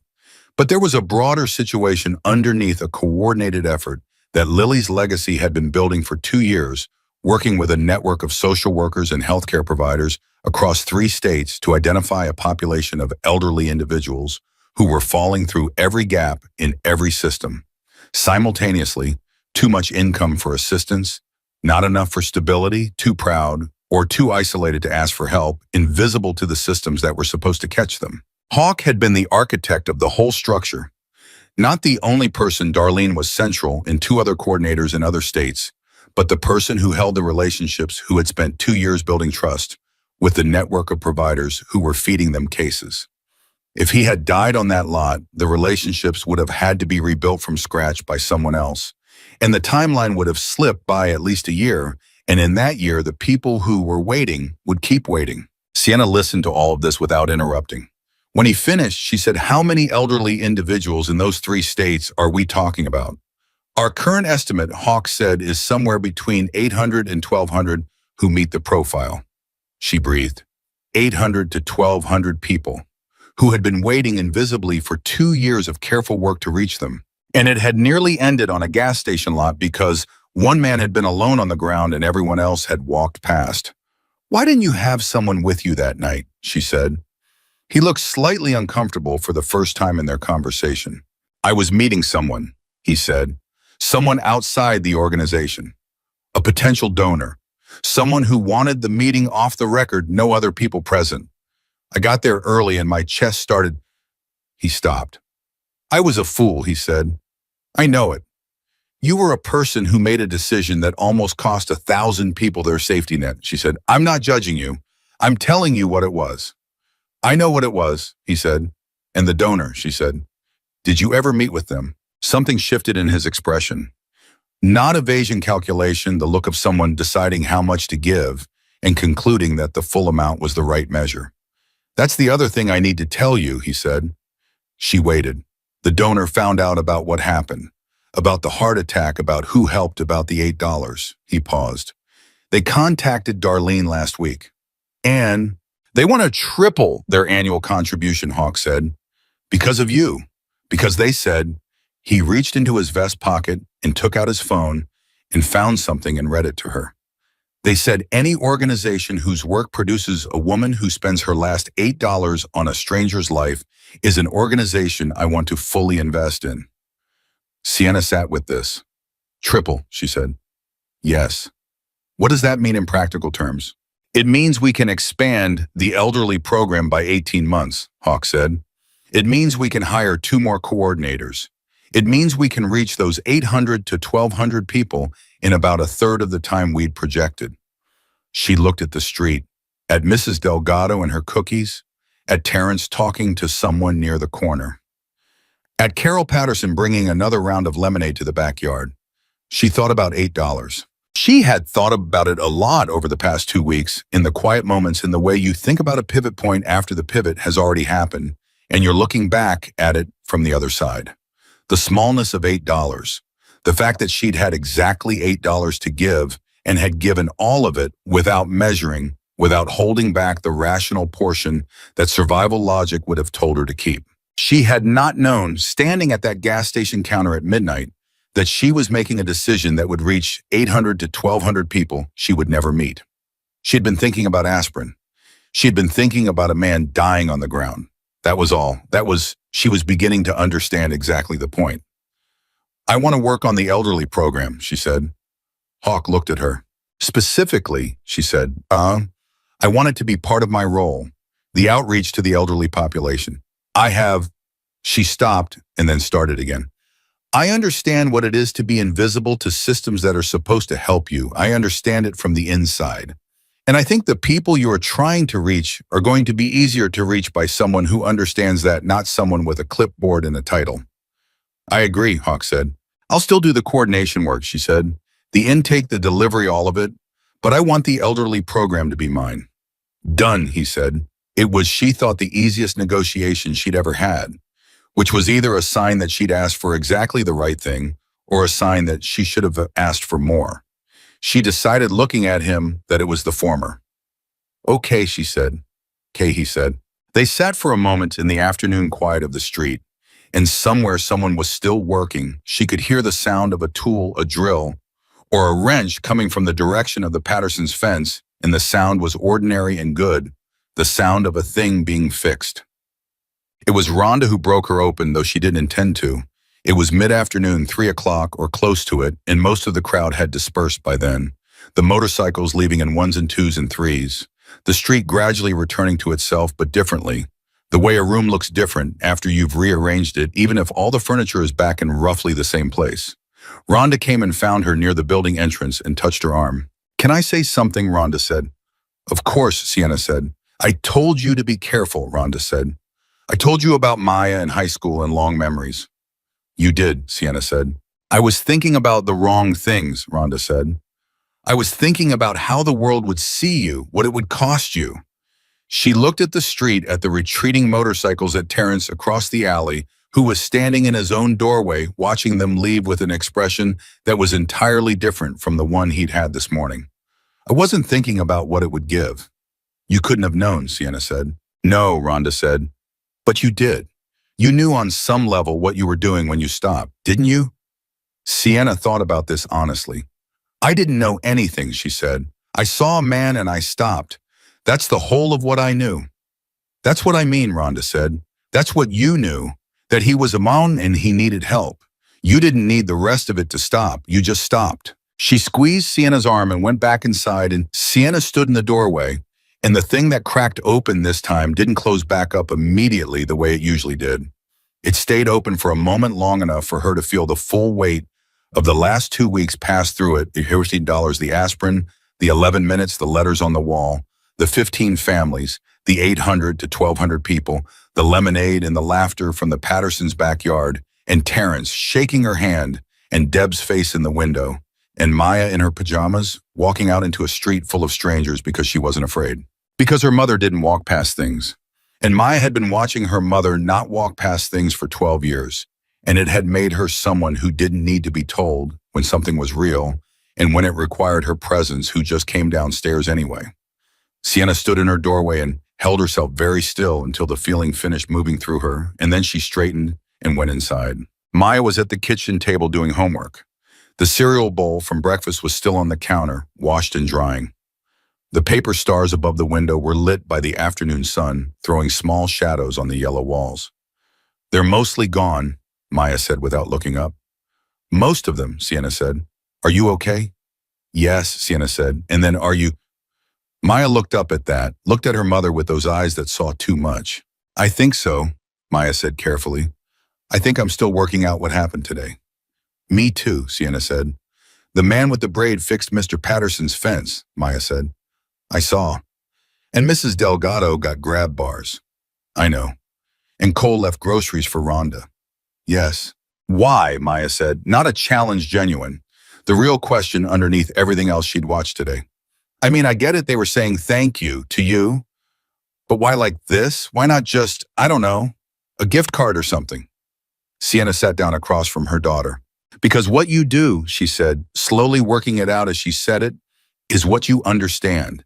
And what they understand is showing up, being physically present in a place where something needs doing and doing it. That's the language they speak. So when they wanted to say something big enough to be heard, that's how they said it. Maya thought about this. Like how you make grilled cheese when I'm having a bad week, she said. Sienna looked at her. Yeah, Sienna said. Like that. Maya went back to her homework. Sienna sat at the table with her and didn't do anything for a moment, just sat, which was not something she did often, in which her body didn't quite know what to do, with the stillness, the absence of the next task pulling at her. She thought about what Darlene had told her about the intake process and the cases in the pipeline and the elderly program and the timeline that had just shortened by 18 months because of a donor response to $8 in a bottle of aspirin. She thought about Hawk saying all the logistics in the world doesn't replace the thing you did. She thought about Josephine saying we don't make that happen. People already know how to treat each other. We just show up and they remember. The street outside was quiet now, or nearly. She could hear distantly the last few engines, one then, one more, then silence. The motorcycles were gone, the fence was fixed, the grab bars were secure, the gutters were clear, the lemonade glasses were in someone's kitchen being washed. And the street was its own street again, but it would never be quite what it had been this morning. Because this morning had happened, and you couldn't unhappen something once it had moved through people the way this had. You could try to return to the familiar grooves of what you'd believed before, and some people would at least partially because that was human nature. But the Pattersons had given lemonade to the men who fixed their fence, and Terrence had shaken hands. And Deb Kowalski had stood on the steps and talked to Hawk for 20 minutes, and Sienna had watched her face change in real time. Watch the picture update itself. Watch the woman she'd known for 4 years become someone who knew more than she had that morning. That didn't unhappen. Her phone buzzed. Darlene, good day's work. Call me Monday about the Taurus follow-up, and I want to walk you through 2 new cases that came in this week. Also, Hawk told me about the elderly program request. That's the right instinct. We'll talk about structure. Sienna typed back Monday. Thank you. She put the phone on the table. Mom, Maya said. Is this your job now? For real? For real, Sona, Sienna said. Maya processed this with the thoroughness she applied to significant things. Are you happy about it? She said. Sienna thought about it honestly the way she tried to think about things that mattered. I'm not sure happy is exactly the word, she said. It's more like she looked for it. It's more like I found out something fits that I didn't know was supposed to fit, like a key in a lock I didn't know I was carrying. Maya looked at her steadily. That's a good thing, she said. Yeah, Sienna said, it is. Maya went back to her homework. The afternoon light moved on the kitchen walls. The paper stars threw their small shadows. Outside, the last motorcycle engine turned over once and then faded, and the street was its own quiet self, and Sienna Clark sat at her kitchen table in the life she had built from nothing, in the neighborhood where she was known, and she thought about what came next, and for the first time in as long as she could remember what came next, didn't feel like a thing to brace for. It felt like a thing she was ready for. She put her hands flat on the table. She breathed. She was ready. Monday came in hard and fast, the way Mondays do, when your life has changed shape and the new shape still doesn't feel entirely like something that belongs to you. Sienna was at the Lily's Legacy office by 8:15, the back room of the clubhouse that Darlene had converted into a functional workspace with 2 desks, a filing cabinet that locked a whiteboard covered in color-coded notations, and a coffee maker that Darlene treated with the seriousness most people reserve for medical equipment. The room smelled like coffee and the particular dry paper smell of organized work, and Sienna had been in it 4 times now, and already it felt more like hers than the break corridor at Harlan's had ever felt in 3 years. Darlene was already there. She was always already there. Sienna was beginning to think Darlene might actually live in the building and simply declined to mention it. Torres follow up first, Darlene said without looking up from whatever she was annotating. Then the 2 new cases. Then I want to show you the intake structure for the elderly program and get your read on the outreach strategy. Good morning, Sienna said. Darlene looked up. Something moved across her face that was the Darlene equivalent of a warm smile, precise, brief, genuine. Good morning, she said. Sit down. The Torres follow-up was clean. Angela Torres's power had stayed on. Her eldest son's equipment was running. She had called the intake line 3 times in the past week. Not with problems, but to check in, which Darlene said was a pattern. She recognized the pattern of someone who had been helped and couldn't quite believe it wasn't going to be taken away, and so needed to keep confirming it was real. What do we do with that? Sienna said. We answer every time, Darlene said. We answer and we don't make her feel foolish for calling. Eventually she'll believe it. How long does that usually take? Depends on how many times the world has taken things away from her before. Darlene said it plainly without drama as a clinical fact. For some people, weeks. For some people, months. For a few, a long time. She looked at Sienna. You know this. I do, Sienna said. Good. Then you know the follow-up is as important as the initial intervention. Sometimes more. We're not a one-delivery service. We stay in it until the person is stable enough that they stop needing to check. They moved through the 2 new cases with a speed and precision that Sienna found she could keep up with, which surprised her. She had expected to feel behind, to feel the gap between what Darlene knew and what she knew. And the gap was there, but it was traversable. She could see the shape of the work. She could see where her instincts fit inside the structure Darlene had built. It was the feeling of stepping into a role that had been waiting for someone with a specific set of damage and knowledge, and she had both. At 10 o'clock, a hawk came in. He had more color than the hospital version and less of the careful slowness, though he wasn't at full capacity, and she could see him managing it, the way he sat down before he had been standing long enough to need to, the way he breathed before answering the small compensations of a body that had recently reminded its owner of its limits. How's it going? He said. Ask me in a week, Sienna said. That means fine, Darlene said. Hawk smiled. I want to talk about Clark House, he said. Sienna set down her pen. They had mentioned it once briefly in the conversation about her job offer, the idea of a community resource center in her neighborhood, a physical space that Lily's legacy could anchor and use as a hub for the kind of work that was currently done entirely through invisible networks. She had filed it away as a large idea that lived in the future, the kind of thing that was good to want, but remote from anything that could happen soon. It's not future, Hawk said, reading her expression with the accuracy she'd stopped being surprised by. It's now. We have a building on Clement Street 3 blocks from you. Been sitting empty for 2 years because the previous tenant left, and the owner is someone in our network who's been looking for a purpose for it. Darlene's run the numbers. Darlene slid a single page across the desk. Sienna looked at it. She was not by training a person who read financial documents fluently. She was a person who had spent her adult life reading budget lines and knowing exactly what they meant in practical terms, which was a different but sometimes more precise skill. She read the page the way she read her own budget, looking for what was real, what was possible, what required what. What it said in practical terms was that a community resource center at the Clement Street building was financially viable within 60 days. That the donor whose annual contribution had tripled was willing to provide a one-time capital allocation for the build-out. That staffing could begin immediately because there were people in the network who could provide services.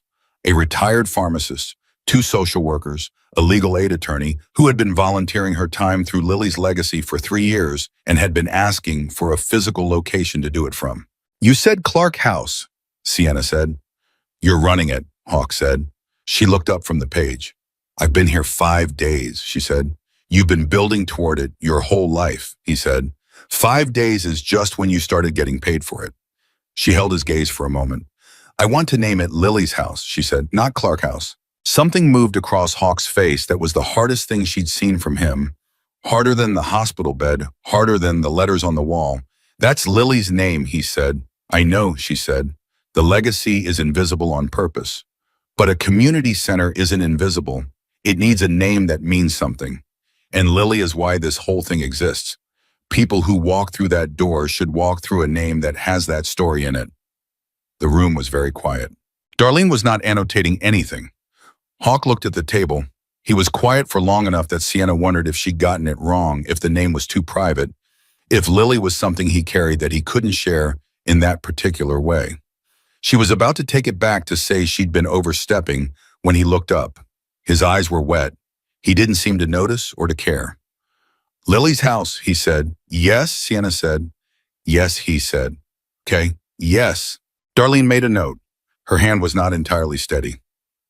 The weeks that followed had a quality Sienna had never experienced before in her working life, which was the quality of moving fast in a direction that felt right. Not easy. Nothing about the work was easy, and she made mistakes, and there were cases that didn't resolve cleanly, and situations where she second-guessed herself, and mornings where she got in early and looked at the whiteboard and felt genuinely small in the face of the need mapped out on it. But underneath all of it, running like a current, she could feel but not always see, was the sense that this was the right place for the specific person she was. She worked the elderly program with the intensity of someone who understood it personally. She developed outreach relationships with 3 senior centers, 2 hospital discharge units, and a network of home health aides who saw the same invisible population in their daily rounds. People who had fallen into the gap between too much and not enough, who were managing alone and had been managing alone long enough that they'd forgotten they had any right to ask for something different. Her first solo case was a man named Earl. Darlene had flagged him from a referral out of a home health agency, 74 years old, retired steelworker widower, living alone in a house he'd owned for 40 years, which was the primary asset standing between him and a dignity he could no longer afford to maintain. The house needed a new water heater. The pipes had been gradually worsening for 2 years. He had been rationing hot water with the precision of a man who had learned to ration everything and had been doing it so long he'd stopped thinking of it as hardship and had started thinking of it as just the way things were. He had not asked for help. He would not have asked. The home health aide who came twice a week had mentioned it obliquely in a general report because she knew how to notice without making a person feel exposed. Sienna called Earl on a Tuesday morning. She had thought about how to do it the night before going through it, the way she prepared for things that mattered, not scripting it, but feeling for the shape of it. She knew from her own experience and from the 6 weeks she'd spent watching Darlene work that how you made the first contact was almost everything. Too official and people closed. Too casual and people didn't trust the competence behind it. The register had to be, I'm a real person. This is a real conversation and I'm not here to make you explain yourself. Earl answered on the 3rd ring with the slightly formal phone voice of someone from a generation that treated the telephone as an instrument deserving of ceremony. Mr. Earl Briggs, she said. Beacon Bomb, he said. My name is Sienna Clark. I'm with a community resource organization called Lily's Legacy. I got your name from the Home Health Network, and I want to be straight with you about why I'm calling. All right, he said. I understand you've had some trouble with your water heater, she said, and I'm not calling to pry into your situation. I'm calling because we have people who can fix that, and we don't charge for it, and there's no paperwork, and no waiting list, and no means test. I'm calling to ask if you'd like us to come take a look. The silence on the other end lasted about 6 seconds. She waited. She didn't fill it. I've been making do, Earl said. I know, she said. You're good at making do. That's clear.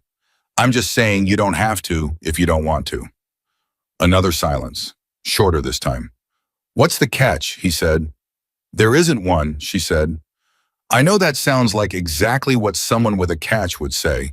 So I'll tell you this, call me back if you want after you've thought about it. I'll give you my number. Take a week if you need it. I'm not going anywhere. She gave him her number. He called back in 4 hours. All right, he said when she picked up. I'll let you come take a look. She sent a team the following day. Earl's water heater was replaced by noon. The pipes were assessed and 2 were repaired on the spot, and a 3rd was scheduled for the following week. Earl stood in his kitchen while they worked and didn't say much, but when the team lead told him the hot water would be fully restored by end of day, something in his face moved that was not happiness. Exactly, it was older and quieter than happiness. The expression of a man who has held something tightly for a long time and has just been told he can put it down. When Sienna called that evening to follow up, he said, You know what I did when I got hot water? What? She said. Took the longest shower I've had in 2 years, he said. Stood there until the tank ran out. Just stood there. She had to hold the phone away from her ear for a moment. When she brought it back, she said, Good, you should do it again tomorrow. He laughed. Earl Briggs had a laugh that belonged to a younger and larger version of himself, the full chest version, and it came out of him like something released, like it had been stored somewhere and needed the right key. I might, he said. I just might. She put the phone down and sat at her desk in the back room of the clubhouse, and she thought this is the key Hawk was talking about. This is what fit. It was 6 weeks after the Saturday of the motorcycles when the journalist called. She hadn't expected it, though. Darlene told her afterward that she had been watching for something like it since the morning of 450 bikes, because that kind of event didn't stay invisible no matter how carefully you tried to manage the aftermath. Someone had filmed it. Of course, someone had filmed it. 450 motorcycles on a residential street. Someone was always going to film it. The footage had circulated in a local Facebook group, then been picked up by a local news affiliate, and from there it had moved the way things move when they have enough emotional content to catch on a current in travel. The journalist was from a national outlet. She was professional and warm, and she had clearly done significant research before calling, which Sienna respected, even while she was deciding whether to talk to her at all. "I want to tell your story," the journalist said. "Not the biker story, not the motorcycle spectacle version. The real story. The woman, the $8, what it actually was." "Lily's legacy doesn't do publicity," Sienna said. "I know," the journalist said. "I've spoken with Mr. Hawkins. He's leaving the decision to you." Sienna held the phone. She thought about the wall of letters, the ones that said, "I don't know who you are, and I need you to know you saved us, and I still don't know how you knew." All those families writing into a void, giving their gratitude to an address that didn't have a face on it. She thought about Earl, about Angela Torres, about the 800 to 1,200 people in the elderly program pipeline who were still waiting. She thought about what visibility would mean. Not for Sienna Clark specifically. She was not under any illusions about the complications of being a public face for anything, knew exactly what it would cost her in privacy and in the specific piece of being unknown. But for the work, for the families who were still invisible, for the next person who might need a Lily's legacy and didn't know one existed because Lily's legacy had been invisible by design. She called Hawk. "She's going to want to talk about the organization," Sienna said. "We can't go public the way we've been operating if the organization is public. We'll have to change some things." "I know," Hawk said. "Are you ready to change them?" A pause. "Are you asking me if I'm ready to let this become something bigger than I've been keeping it?" "Yes," she said. 11 years ago, Hawk said slowly, I sat on my bike at a rest stop and asked myself what Lily would want the rest of my life to look like." He paused. "I think she'd want this." "I think so too," Sienna said. "Then let's talk to the journalist," he said. The piece ran on a Thursday morning 6 weeks after the Monday Sienna had started her new job. She did not read it until after she'd gotten Maya to school and made her coffee and sat at the kitchen table in the yellow kitchen with the paper stars in the window, because she wanted to read it in the place where she lived her actual life. The journalist had done it right. That was the thing she felt reading it, not relief exactly because she had trusted something and the trust had been honored, but the specific settling that happens when you discover the world can sometimes do a thing the right way. It was not a biker story. It was not a spectacle.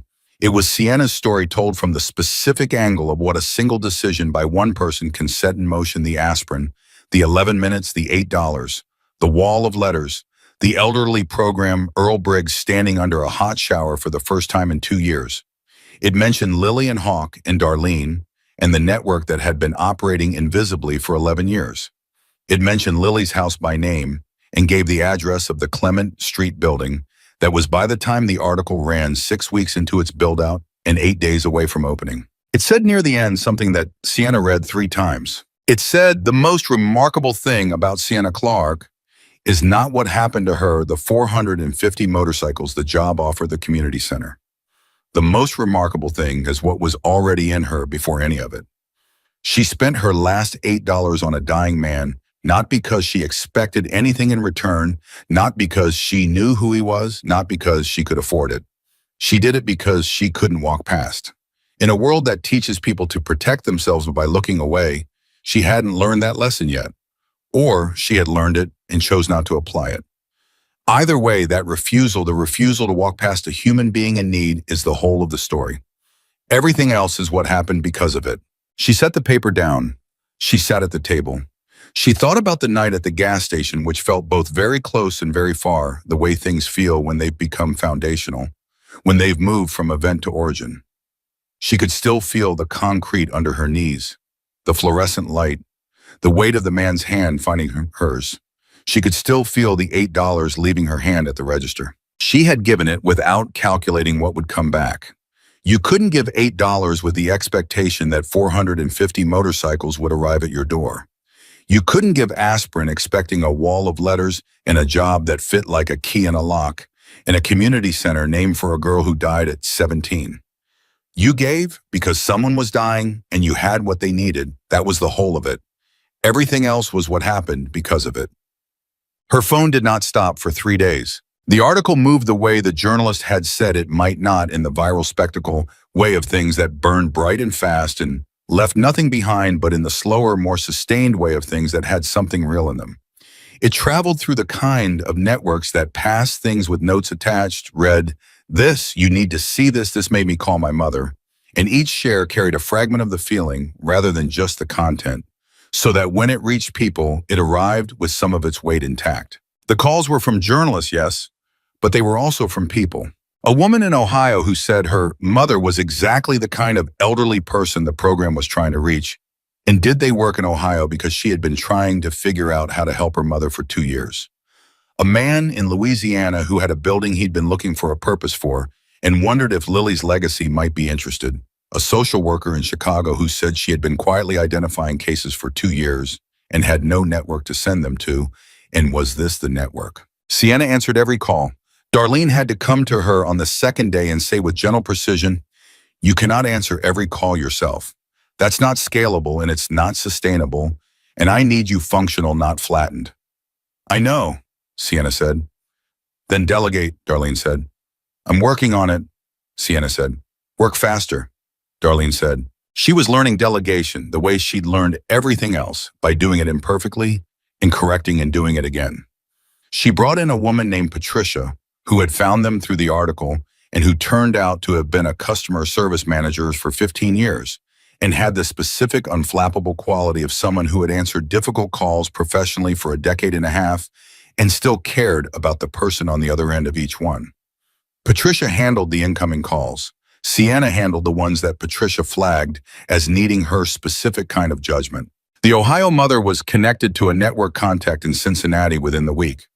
The Louisiana building was assessed remotely, and a conversation begun with the owner about how it might serve a Lily's legacy expansion. The Chicago social worker became the network's first formal referral partner outside the original 11 states, which meant the map on the wall of the back office had to be updated, which Darlene did with the contained satisfaction of a person who has been waiting for a reason to expand a map. On the 8th day after the article, Lily's house opened. She had wanted the opening to be quiet. Not because she was modest about it. She had stopped being purely modest about the work because the work was too important for her modesty to be the thing that protected it, but because she wanted the first people to come through the door to come as themselves, not as audience members to a moment. She wanted it to feel from the first day like what it was supposed to be, a place that existed for the people who needed it, not for the story of why it existed. Hawk disagreed, not on the principle. He agreed with the principle. He disagreed on one specific element. "Let the neighborhood come," he said. "Let the people who were on the street that Saturday come and see what it became. They're part of the story too. They deserve to see it." She thought about it and decided he was right. So the opening was quiet in the sense of no press, no cameras, no speeches, but it was not small. The neighborhood came. The Pattersons, Rhonda, Terrence, who brought his wife, who Sienna had somehow never met in 4 years of living across the alley from him, and who turned out to be a school teacher with a voice like a bell and a handshake like a declaration. Deb Kowalski came in her good cardigan and her good shoes and stood in the front room of the building and looked around at what it had become and said to Sienna quietly, "This is what you saw, isn't it? This is what you were moving toward." "I didn't know I was moving toward anything specific," Sienna said. "I was just moving." "That's how you get places," Deb said. "That's exactly how." Mrs. Delgado came with her walker and inspected the grab bars in the bathroom. First thing, she had specific opinions about grab bars, now earned expertise, and declared them adequate, which was high praise from Mrs. Delgado, and then settled into a chair in the main room and didn't leave for 3 hours, which was how Sienna discovered that what Mrs. Delgado had needed possibly for longer than the grab bars had been loose was somewhere to be. Earl came. He drove himself, which Sienna had not been sure he would do. He had mentioned his car, the way people mention things. They're no longer fully confident of, and he parked carefully and came in with the formal ceremony of a man who had dressed for an occasion. And he stood in the main room and looked around and thus found Sienna and said, "I want to do something." "What?" she said. "Volunteer," he said. "I don't know what you need, but I've got time and I know how to fix things. 40 years in the steel mill, I know how to fix things." She looked at him. "We have a building full of things that need fixing," she said. "Then we're in business," Earl said. He was there 3 days a week for the next 4 months without missing it a single day. Cole was there for the opening too, and he found her near the end of the afternoon when most of the neighborhood guests had gone and she was standing in the front room of Lily's house for a moment alone, just standing in it, feeling its dimensions. "How does it feel?" he said. "Like it was always going to be here," she said. "Like we just had to get here." "Hawk's outside," Cole said. "He wants a word." She found Hawk on the front step the same way she'd found him on her steps that first Saturday, standing slightly to one side of the center of things and watching. He heard her come out and turned. "Good day," he said. "Good day," she said. They were quiet for a moment. "I want to show you something," he said. He reached into his vest pocket and brought out something small, a photograph old enough that the edges were worn, the colors slightly faded in the way of photographs from before everything was digital and permanent. He held it out. She took it. A girl, 17 or so, maybe younger, with Hawk's dark eyes and a smile that was enormous and entirely unguarded, the smile of someone who didn't know yet that the world would eventually give them a reason to be more careful with it. She was in a hospital bed, but you almost didn't notice the hospital because the smile was filling up so much of the frame. "Lily," Sienna said. "Yeah," Hawk said. She looked at the photograph for a long time. "She looks like someone who would have done exactly what you described," Sienna said. "The fairness thing, showing up for the person the world wasn't showing up for." "She would have," Hawk said. "She did actually in the time she had. She used to drag food from the hospital cafeteria to families she saw who didn't have any. She'd disappear for 45 minutes and then come back with a tray, and she'd never say where she got it." His voice had that particular quality it got when he talked about Lily not broken, because he'd had 11 years to make it something than broken, but careful the way you're careful with something irreplaceable. "I think she stole it," he said. "I think she stole food from the hospital cafeteria and gave it to strangers and never told anyone because she didn't want to get caught and have to stop." Sienna looked at the photograph. "She would have loved this place," she said. "She would have run it better than either of us," Hawk said. She handed the photograph back. He looked at it for a moment before putting it away. "Sienna," he said. "Yeah." "Thank you for the name," he said. "It was always hers," Sienna said. He nodded once. He put the photograph back in his vest pocket, close to the left side, close to where his heart was. 3 months later, Sienna was sitting in the back office at Lily's Legacy. Not the clubhouse back room anymore, but the actual office in Lily's house, which had its own desk and its own coffee maker, and a window that looked out over Clement Street, where she could see people coming in and out all day when Maya appeared in the doorway after school. This had become a thing. Maya came to the building after school twice a week. She did her homework at the small table in the front room, and sometimes talked to people who came in, and sometimes helped Earl with small things, and had developed an opinion about the grab bars in the bathroom that was strongly influenced by Mrs. Delgado's expert assessment. Today, Maya dropped her backpack and came to stand in the office doorway and said, "Mom." Sienna said. "We got assigned a personal narrative essay for English," Maya said. "Okay. The prompt is, write about something that changed the way you see the world." Sienna looked up from her desk. Maya was looking at her with the look that had started when she was about 3 years old and had never changed, the one that saw too much, that sorted things by their real weight rather than their apparent one. "I think I know what I'm going to write." Not to write about," Maya said. Sienna held her gaze. "What are you going to write about?" she said. $8, Maya said. Sienna breathed. "You don't have to make it about me," she said. "It could be about the organization, about what it does." "It's about you," Maya said flatly, and with total certainty, the way 12-year-olds are certain when they've already decided something and are only nominally asking. "It's about what you did and why you did it and what happened. And I'm going to say that the most important thing I ever learned from you is that you can't change anything by walking past it." The office was quiet. Outside, Sienna could hear the front room. Earl's voice, low and measured, explaining something to someone. the sound of the door, someone coming in. Okay, Sienna said. Okay, Maya said. Write it, Sienna said. Maya nodded once decisive and went back to the front room. And Sienna listened to her go and then turned back to her desk and the three cases open in front of her and the whiteboard with its color-coded map that now extended past the original 11 states and the list of referral partners and the note from Darlene that said Ohio intake formally operational as of Monday in the neat exact handwriting that said Darlene took even Post-its seriously. She looked at all of it. She thought about $8. She thought about aspirin and 11 minutes and a man on the ground who had been alone for a long time. She thought about cornflakes and $1.42 and a cracked phone screen and the yellow walls and the paper stars.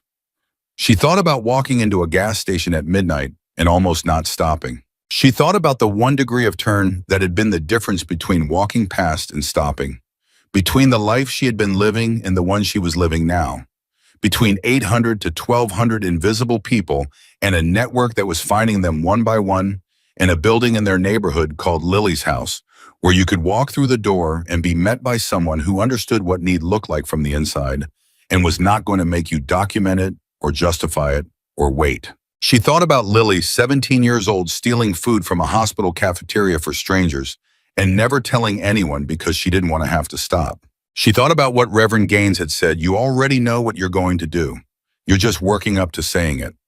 She thought about Rhonda in the window crying without self-consciousness. She thought about Earl's laugh coming out of him like something released.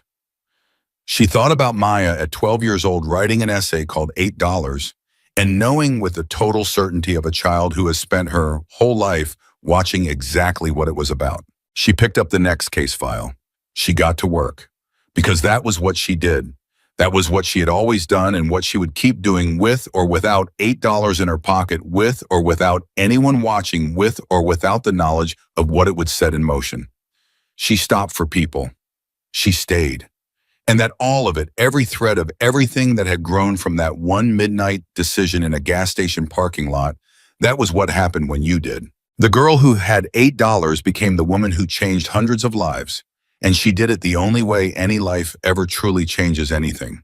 One choice made with clean hands in the dark when nobody was watching and there was everything to lose, and she stopped anyway. She always stopped. That was who she was. That was who she had always been. And nothing, not poverty, not exhaustion, not fear, not the weight of a life lived in the margins of what the world called enough, nothing had ever been able to change that about her. Nothing ever would.